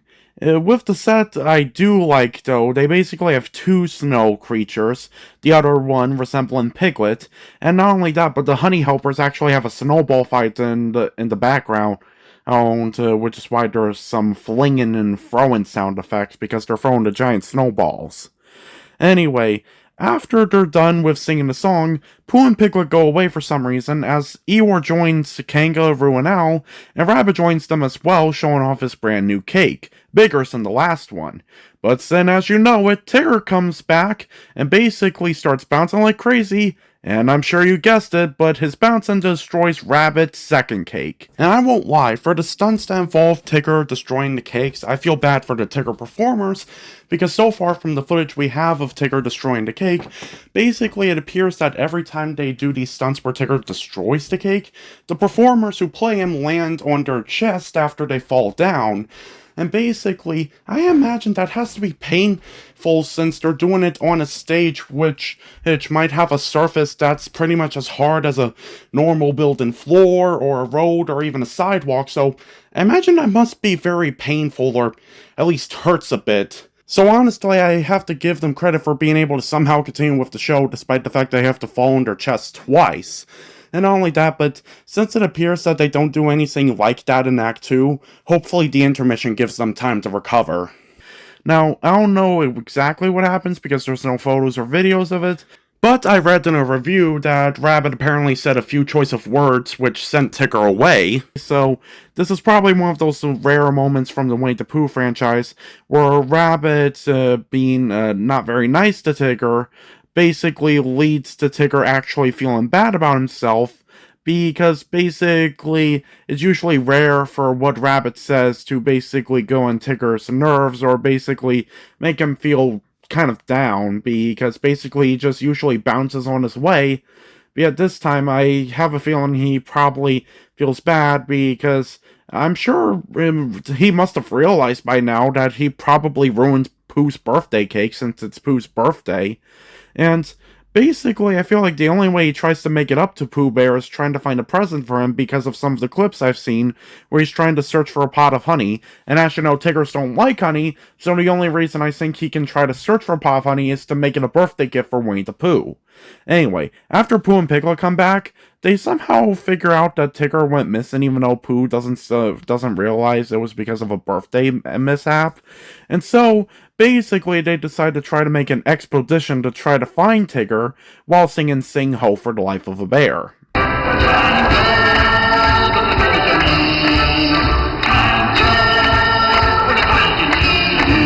So the gang gets a bunch of instruments and they basically play them to get started on their expedition, even though I'm not sure instruments are usually used for those. Apart from Christopher Robin's drum in Piglet's Big Movie, but I feel like that was different. But anyway, there's also scenes of them going into the audience during their expedition, which I'm not sure if that stayed on in future tours of the live show or not.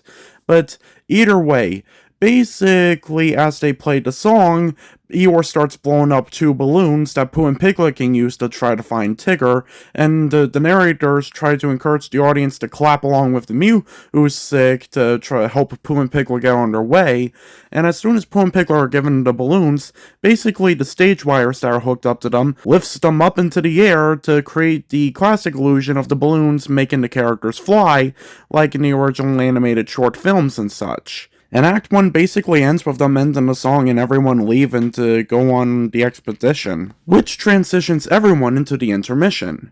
Anyway, after the intermission's done, basically the show gets started again with the narrators coming out on stage and doing a reprise of the Winnie the Pooh theme song and encouraging a sing-along, where every time they say Winnie the audience says Pooh. And basically, after they're done doing the reprise, they continue with the story by showing where we left off. And where we left off involves Tigger still searching for a pot of honey to give to Winnie the Pooh as a present. And then, I presume, because it's listed in the program book, we finally go over to Rabbit's house, where Rabbit does a third attempt at trying to make a birthday cake for Winnie the Pooh without Tigger destroying it, while singing the song Enjoy It.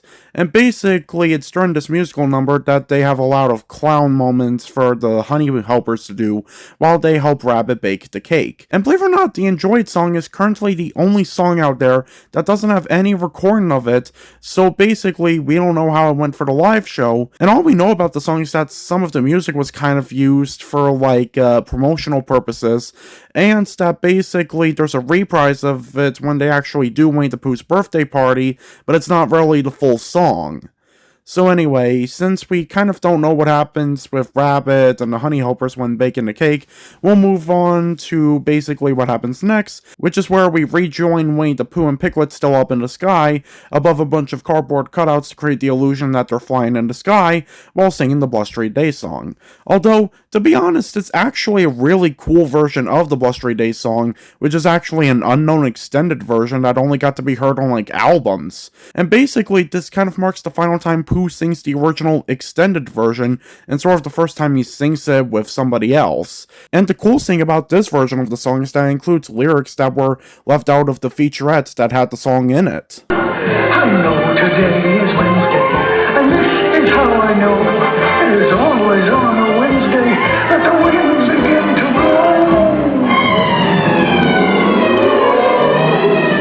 blow. You see what I mean? That was honestly pretty cool that we got to hear lyrics that never made it into the original featurette.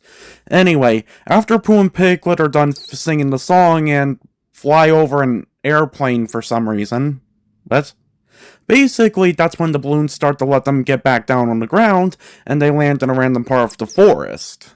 Blustery days are a bit bothersome for us very small animals. Don't worry, Piglet. I know the forest rather well, so we shouldn't get lost. Honestly, it's pretty ironic that Pooh said they won't get lost, because the next scene after the scene they were just in with the Blustery Day song literally says that the scene's called Lost in the Forest. I know Pooh's a very, very little brain, so basically he probably won't trigger his way out, but I still find it ironic they said they won't get lost in the forest, but yet they get lost in the forest.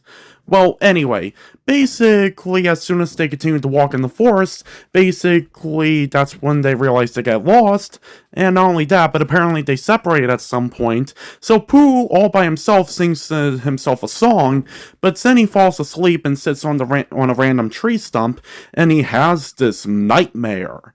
For you see, it's at this moment Felder Entertainment decides to show how impressive they are with their blacklight technology, because it's time to bring on the classic Winnie the Pooh monsters, Heffalumps and Woozles! Pooh's dream begins with a random dancing honeypot just enjoying being a honeypot, but as the music starts to get a little bit scary and a little bit goofy, that's showing sign that the Heffalumps and Woozles are near. The Heffalumps represented as these big sheets of paper on giant poles, and the Woozles represented as these cardboard heads attached to some sort of foam spring, basically start hopping around like crazy, singing their classic Heffalumps and Woozles song as they plan to eat all of the honey in the honey pots that Pooh's dreaming about.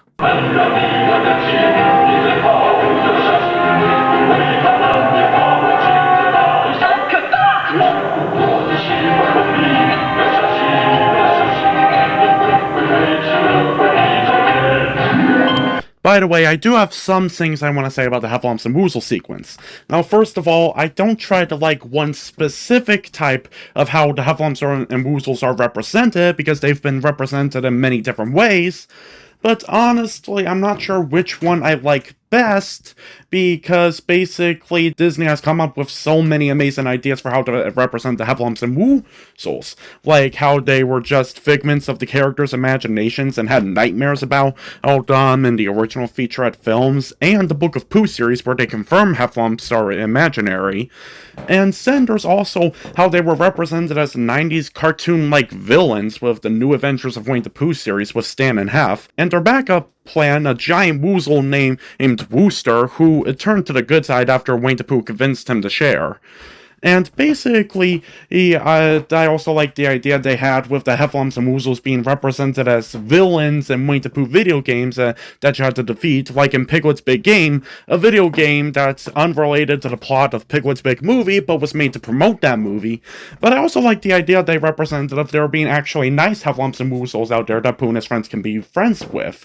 Like the Heffalump family represented in the New Adventures cartoon series, and basically Lumpy and his mother, who first appeared in Pooh's Heffalump movie, then became recurring characters in My Friends Tigger and Pooh, and then basically Lumpy currently making his final appearance in Kingdom of Hearts 3. Not really a video game fan, and I'm not really a fan of Kingdom of Hearts, but I do like the Kingdom of Hearts Winnie the Pooh stuff like that, so basically I consider it okay. So, honestly, if I ever try to have Heffalumps and Woozles in future Winnie the Pooh videos, I will be conflicted on how I would represent them, because they've been represented in so many different ways, and honestly, I like them all.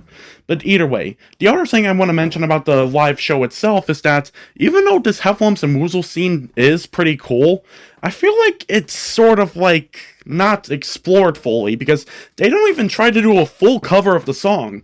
All they do is just sing the first lyrics of the song, and then basically they just go into an instrumental break while the narrator asks the audience to do something, but we'll get into that later. And not only that, but they're only represented in one way. Like the honey pots only represented as a 3D object, the Heffalumps are represented as 2D paper, and the Woozles are just represented as 2D heads with 3D bodies. And even though that's cool, I feel like it's very limited in seeing how the animators went absolutely nuts with various ideas for how the Heffalumps and Woozles would be represented in the original Blustery Day short. So, like, if you have the budget for it, then why not just go all out with many different ideas? Like, use the ideas from Disney Live, but also, like, maybe do something like Puppet from Book of Pooh, basically 2D projections, or on screen only, like, basically to represent animated form. Animatronics, if you're able to, like with Pooh's Honey Hunt ride. Then there's also like the idea of humans dressing up as Heffalumps and Woozles, like in several parades. So, you know, they're still human, but basically with the human disguises, basically they can like do more things, like maybe cartwheels. And then last but not least, costume character versions of Heffalumps and Woozles that used to be in or are kind of currently seen today in many different Disney parades. You know, so many ideas for Heffalumps and Woozles, but yet they just stuck to 3 ideas and just, that was that. And even though the music done for Heffalumps and Woozles song is seriously impressive and it's kind of cool in my opinion, basically with how well they were doing with the music with all the other songs I showed you, basically I feel like it was too much of representing the original music from the short film. And not only that, but a few years earlier, before this live show was even made, Tokyo Disneyland basically got themselves a Winnie the Pooh ride, being Pooh's Honey Hunt, and basically for that ride, they had all the music represent how the music sounded like in the original featurettes, but yet for the Heffalumps and Woozles scene, they decided to do a different approach by making it a jazz theme number mixed with a ballroom theme number, while also trying to make it still sounds scary because Pooh and his friends are scared of these creatures. So, and honestly, if you listen to that soundtrack, you can see what I mean, because that sounded amazing, to be honest, compared to this song. Like, seriously, compared the Honey Hunt version to this version, there's a possible chance if you like jazz music, you'll choose the Honey Hunt version over that. And honestly, it's so well done. And basically, since some people like horror music scores for some reason, basically if they were willing enough, or basically were bold enough to basically add horror movie music to like that score, then basically you would have a jazz score so it can be a catchy tune, ballroom score to match the whole room setting, and then a horror movie score to kind of give you the creeps, or basically feel like you're on the edge of your seat in a good way, like sort of excited, because, you know, the music would properly represent how Pooh and his friends feel about these creatures, like they're scary to them, so yeah. So, all I'm saying is that, even though it's still a cool sequence and it's impressive, basically I feel like they didn't go far enough, especially because they didn't have like a special set they made that was completely painted so it would look colorful and weird or kind of cool and blacklight, instead of just like this blank black curtain that has a bunch of Heffalumps and Woozles in front of it. You know? So anyway, that's all I had to say about the sequence for my opinions on it, but basically what happens after they're done singing the short version of the song is that basically the narrator asks the audience to do something. Basically they want to scare the Heffalumps and Woozles away so Pooh won't be scared of them while he's dreaming. So basically at the count of 3, basically they all shout boo to scare the Heffalumps and Woozles, and after they do so, the Heffalumps and Woozles are actually scared by it and run away, but the Honey Pot is apparently also scared by this and runs away itself, and after everyone is off the stage, the blacklight effect is turned off, and the black curtain opens up, as Piglet has apparently reunited with Winnie the Pooh and tries to wake him up from his dream. So anyway, after Pooh and Piglet reunite, they decide to continue to try to search for Tigger. Meanwhile, in another part of the forest, Tigger is still looking for a birthday gift for Winnie the Pooh. And basically, that's when the bees come back and apparently start to bother the narrators for some reason. But that's when Tigger stops the bees, and Tigger, for some reason, decides to basically tell the bees about the problems he's having with, like, basically messing up Pooh's birthday and trying to find a birthday gift to try to make it up to him, which for some reason leads into the song from the Tigger movie known as Someone Like Me. Honestly, a very good version of it, mind you, but since the full version of the show is not available online, you can see why I'm confused by this. Anyway, after singing for a bit, Tigger continues to explain to the bees his problems, but the bees, surprisingly, decide to try to help out Tigger because they reveal to him they have a secret honey pot filled with honey hidden inside of a tree stump and point to it, so as Tigger gets it, he regains his happiness, and basically starts singing what I assume is a new reprise of the Someone Like Me song with happier music, and not only that, but brand new lyrics, even though it still keeps the same music beat as the song.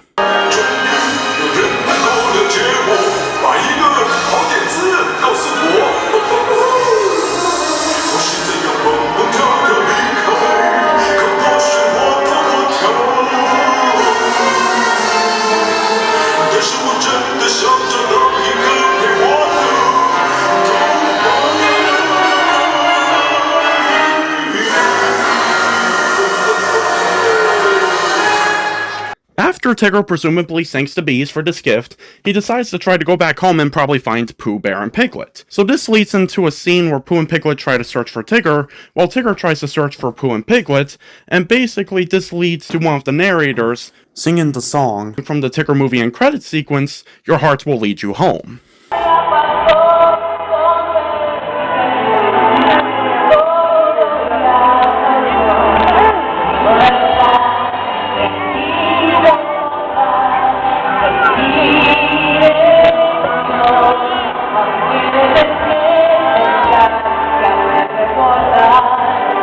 Anyway, the narrators eventually tell the audience to call out to Pooh, Piglet, and Tigger so they can find each other, and apparently it works, and they decide to end the song by basically having Tigger, Pooh, Bear, and Piglet admire the sky on a bridge. The bridge they can actually use if it's like the set I do like, but if it's the set I don't like, then basically the bridge is only on the screen and they can't have access to it. Basically, after they're done with this, I'm sure Tigger and Pooh and Piglet talk to each other, with Tigger making sure not to spoil the surprise party, or I hope not. And basically, this leads to Tigger bouncing back to the 100 Acre Wood with Pooh and Piglet following him, but I presume Piglet makes sure that he and Pooh aren't exactly following Tigger, that way the surprise party won't be ruined. And I swear, I once watched a clip of this live show when I was younger when Tigger leaves the bridge area and they transition to Rabbit's garden, and even though I don't exactly remember how the rest of that clip went, I swear it was there, but yet I can't find it anymore, so it's like it was taken down or something. Either way, it would have been helpful for this video on my playlist, to be honest. But anyway, basically at Rabbit's house, everyone is officially ready to surprise Pooh with his birthday party, and everyone's actually wearing party hats. Cool, right? Anyway, Tigger surprises Rabbit, which leads him to him falling down, and Tigger gets carried away with his bouncing again by doing a reprise of the whoop-de-dooper loop-de-looper alley-ooper bounce. But before Tigger can do a really big bounce into the audience, Rabbit stops him and explains to him what's going on, I think, and basically either Rabbit doesn't want Tigger to mess up the cake again, or Rabbit came up with a plan for how Tigger can still bounce in the cake without ruining it. I don't know.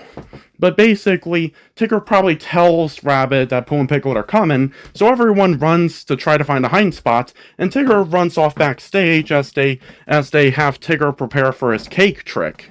Anyway, then the narrators tell the audience what to do when Pooh arrives, which is that when Rabbit gives the signal, everyone yells out, "Surprise!" And basically, that'll be it. So after Rabbit regains his hind position and turns off the light, Pooh and Piglet finally arrive, as everyone's ready to surprise Pooh Bear. Oh, look at it here. Where is everybody? Where is Pooh? Ready?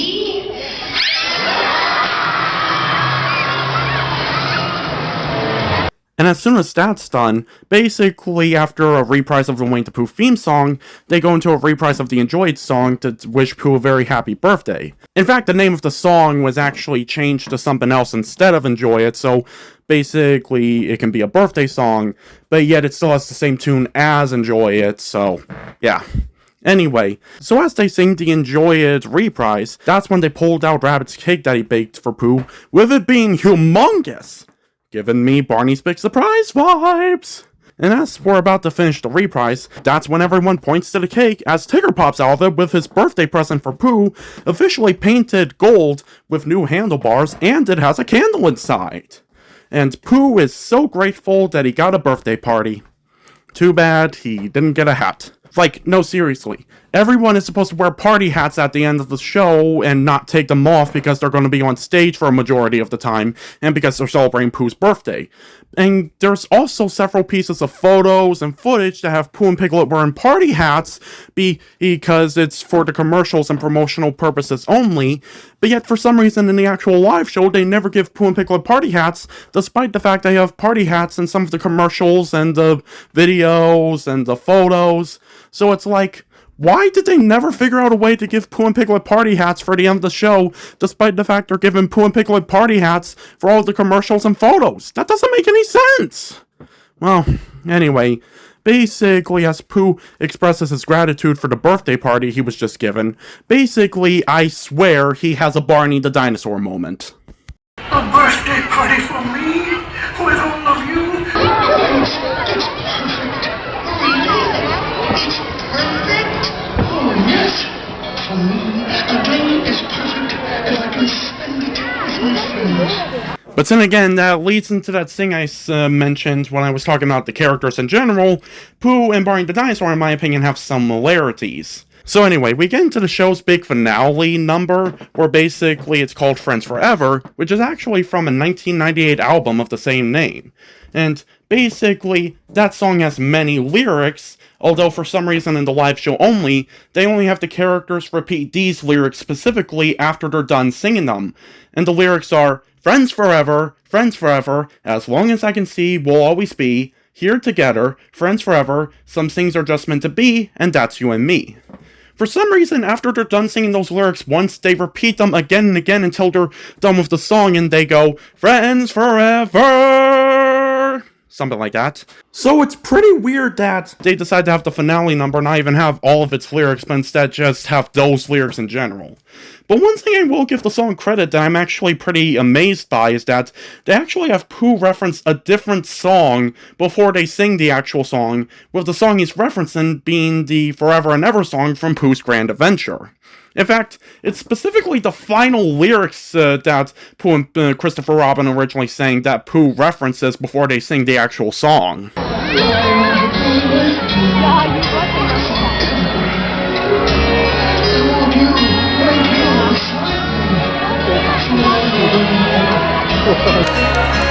One thing you should know, no matter where I go, we'll always be together, forever and ever. Also, before we continue, I forgot to mention that some performances in the international tours, they have the Hunny helpers film the audience with a camera, so the audience can appear on the screen while the characters sing the song, and the characters also try to greet the audience during some of the instrumental moments where they don't sing. Okay, back to the video. So yeah, that's pretty cool. But anyway, basically the song sequence itself for the live show basically has Pooh and Piglet singing first with Tigger joining in, and then everyone who isn't the human characters join in.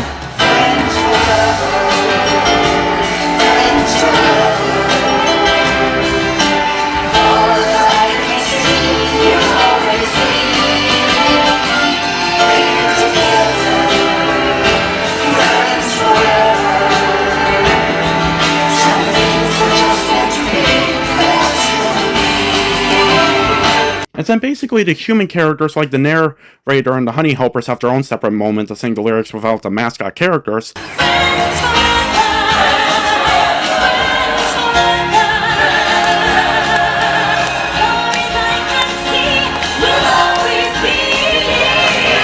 And then everyone sings the song together as they get to the big finish. And then after they're done, for the set I do like, basically they have the book closed to say the end, while basically in the set I don't like, they have fireworks going off and save the book closing for when the show actually ends after they're done with the curtain call, because the book open is how they began the story when they sang the Winnie the Pooh theme song, except for the set that I do like for some reason.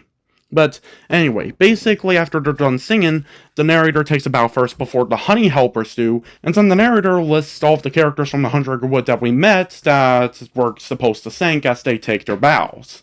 And basically, then the narrator says we still have one person left to sing, with it being Winnie the Pooh, as we go into a final reprise of the Winnie the Pooh theme song, as they make it a big one with high kicks and everything. And then as the show ends, everyone leaves the stage as Pooh gets his honey pot present back, and Tigger pulls him off the stage as they wave goodbye because it's time to leave. Ending the show.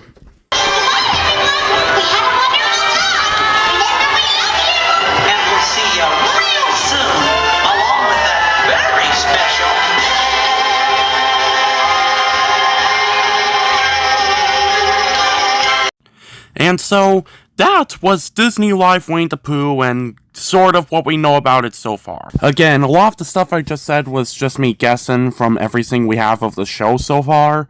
But basically, I think I got the main gist of it, to be honest, so hopefully I was very accurate with telling you what happened. But anyway, that was basically the live show, and I know I haven't seen the full version of it yet, but from what I have seen so far, basically this show looks amazing. Like, seriously, apart from the Jonathan Rockefeller Winnie the Pooh, this is top-tier theatrical Winnie the Pooh stuff. And I actually saw the Jonathan Rockefeller Pooh show in person, so I know what I'm talking about. But anyway, all I'm saying is that basically the show looks amazing. It was such a shame that it ended a year before the movie came out, so I say it ended too soon. And not only that, but basically it's such a shame that this full live show has not been seen yet. Like, seriously, I know most live shows aren't supposed to be viewed by the public eye, but yet that doesn't stop people from filming the footage anyway and posting it on YouTube. Heck, I've seen a lot of full live shows uploaded to YouTube nowadays, whether it being the live show tours and or Broadway musicals, but for some reason never off-Broadway musicals. But anyway, basically, I'm also mentioning this because even though there are some Disney live shows out there that Found Entertainment made that basically have clips available online but aren't the full versions of it, there's like way too many clips or full live shows of the actual live shows after Disney Live Winnie the Pooh, to the point where I feel like Disney Live Winnie the Pooh doesn't get enough respect because they have fewer clips or full scenes compared to all the other Disney live shows out there, which are sort of completed and basically have a lot of clips and scenes to make the full live show, and so you can get a good idea of what it went like. So with that being said, I feel like Disney Live Winnie the Pooh doesn't get enough respect these days, because even though there are still people who post clips about it out there, I hope, basically, people don't really talk about it much when they talk about Disney Live. Sure, they'll talk about some of the other live shows, like Playhouse Disney Live, Phineas and Ferb Live, basically a lot of live shows, and sometimes when they mention those live shows, they do mention Disney Live Winnie the Pooh. But it's not really like a main thing. It's like, oh, the first live show they ever made was a Disney Winnie the Pooh live show where the characters became articulated animatronic heads. And then they just leave it at that and move on to the next live show where they either may or may not give it the same amount of detail, and or basically they'll probably go into full detail about those live shows while Winnie the Pooh's left in the dust. And as a Winnie the Pooh fan, I'm kind of disappointed by that, to be honest. Like, seriously. But anyway, it's out of my control, so I can't do anything about it. All I'm just hoping is that eventually we'll get, like, a full live show coverage, either pro-shot or filmed by an audience member, of Disney Live Winnie the Pooh, so we can finally know what it was like, and basically see the magnificence Found Entertainment has brought to the Winnie the Pooh franchise of Disney, so basically we can see how awesome it was, and see how the show went, because it looks very, very promising in my opinion. And it probably won't even be that, because another hope of mine is that Found Entertainment, if they ever get the rights to Disney Live again one day, because even though they're still making the on ice shows, they stopped having the live shows tour ever since 2018 and didn't make any new ones ever since. So if they ever talk to Disney about restarting Disney Live, basically, I hope that the Winnie the Pooh live show, along with some other live shows, or one of the live shows considered to maybe turned into a relaunch or a remount or whatever the word is for bringing a live show tour back after it's done with its tour. And who knows, maybe there might be some changes that some people want to add to it to either help with the story or basically try to make it more fun. Like, personally, even though I love the live show, there are some things that I feel like should have been, like, included, like, for some reason, in Act 2, they don't really give a lot of focus to some of the other characters, they just mainly focus on Tigger, Pooh Bear, and Piglet. I mean, Rabbit has that bake in the cake scene with the honey helpers, but other than that, basically Rabbit and everyone else doesn't appear until like the end of Act 2 when they're ready to throw Pooh his surprise birthday party. And if I remember, didn't they all agree to try to do the expedition to try to find Tigger while basically Rabbit baked the cake? So if that's the case, then how come we don't have scenes where basically we see them trying to find Tigger, or at least maybe join in with Tigger with a song about the bees when they finally find him, and basically ask him to try to find Pooh and Piglet. And Basically, another suggestion I have is those whole suggestions I made when I was describing the Heffalumps and Woozles scene, so you already know what that one is, so moving on. And as for Tigger, I feel like in the beginning of Act 2, I feel like he should have had his own song before he left to continue to find Winnie the Pooh a birthday gift. Like, he was feeling... Like, my suggestion is that he was feeling sad, and the only thing that cheers him up when he's sad is bouncing, so he could sing that Bounce Bounce song from the Mickey's Rock and Roll Show live show I was telling you about with his bounce crew. Like, and not only that, but you could probably have, like, the Tigger stunt doubles who do the aerials and such, basically do a bunch of their tricks out of the Tigger costume, but as Tigger's bounce crew bouncing with Tigger, so the main performer can share time with the stunt doubles, so the stunt doubles won't just be stunt doubles, they can actually do more or with the show. And as for Tigger himself, even though he's still done amazing in this live show, since I see a lot of YouTube videos about mascots going wild in football stadiums, maybe the way they could treat Tigger is treat him like a sports mascot, because sports mascots are really full of energy, like over the top. And basically, Tigger in the animated series and such is always supposed to be full of over-the-top energy, so why the heck not? But if we ever do the sports mascot thing, we would have to tell them to make sure not to make Tigger do anything out of character, because I also know sports mascots sometimes get too wild and sometimes do things they shouldn't, like throw pies in faces or get into fights. So, and Disney usually wants the integrity of their characters to not be tainted, and as someone who cares about these characters, I wouldn't want it like that either. So if we ever do the sports mascot thing, we would have to tell them to not get too carried away, apart from making Tigger super energetic and bouncy. And not only that, but if we're able to get, like, gymnasts or acrobats to basically play Tigger, basically imagine all of the amazing tricks Tigger can do with his stunt doubles as Tigger does his bounce sequence from the whoop-de-dooper loop-de-looper alley-ooper bounce. Like, there's a possibility Tigger could do flips and gymnastics in a way that only Tigger can do to try to make it seem like he's bouncing. You know, bounce, flip, land, bounce, flip, land, bounce, flip, multiple of times while still in the air, send lands. So, you see what I mean? There's so many possibilities. Anyway, basically, to sum up this whole live show experience, it is something that I'm sure kids will get a kick out of, and Winnie the Pooh fans will probably have nostalgia for if they ever see it in person, just like the Jonathan Rockefeller musical, because both of those shows did an amazing job representing Winnie the Pooh and using theatrical stuff to try to make the Hundred Acre Wood really come to life.